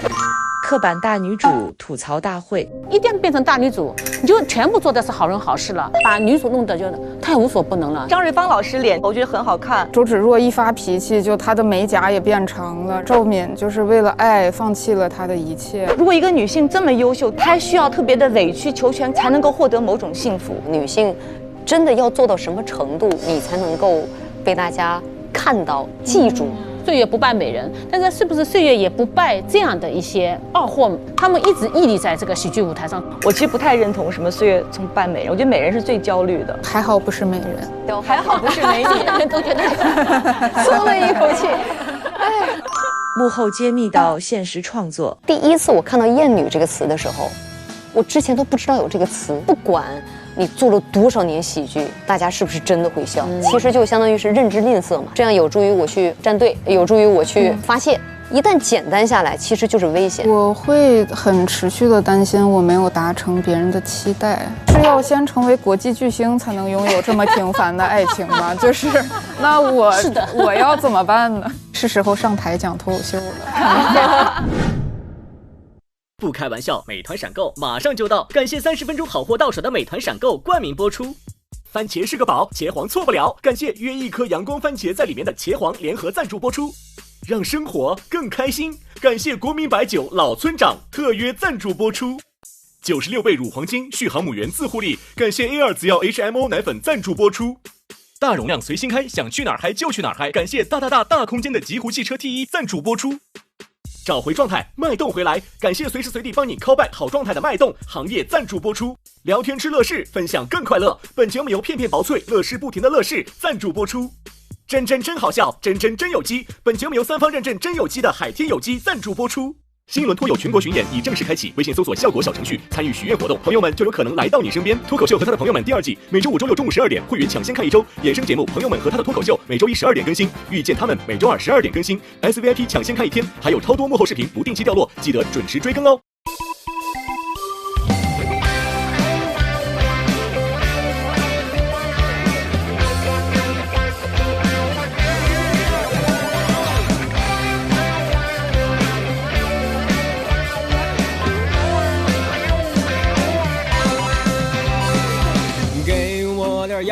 阳光我就灿烂，给个破框，我就能下蛋。给我头大蒜，大蒜就能下饭，谁都拦不住我，逗我自己玩。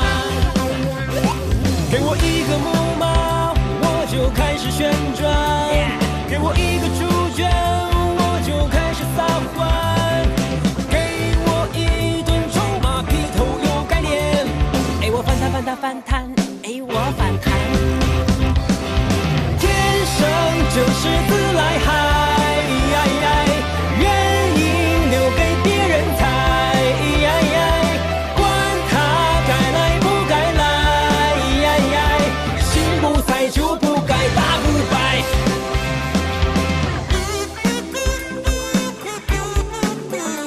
更多节目精彩资讯，尽在新浪娱乐微博综艺、新浪综艺。感谢新浪新闻、腾讯新闻、腾讯娱乐、玉立成传媒、寇儿小姐、王半仙对本节目的大力支持。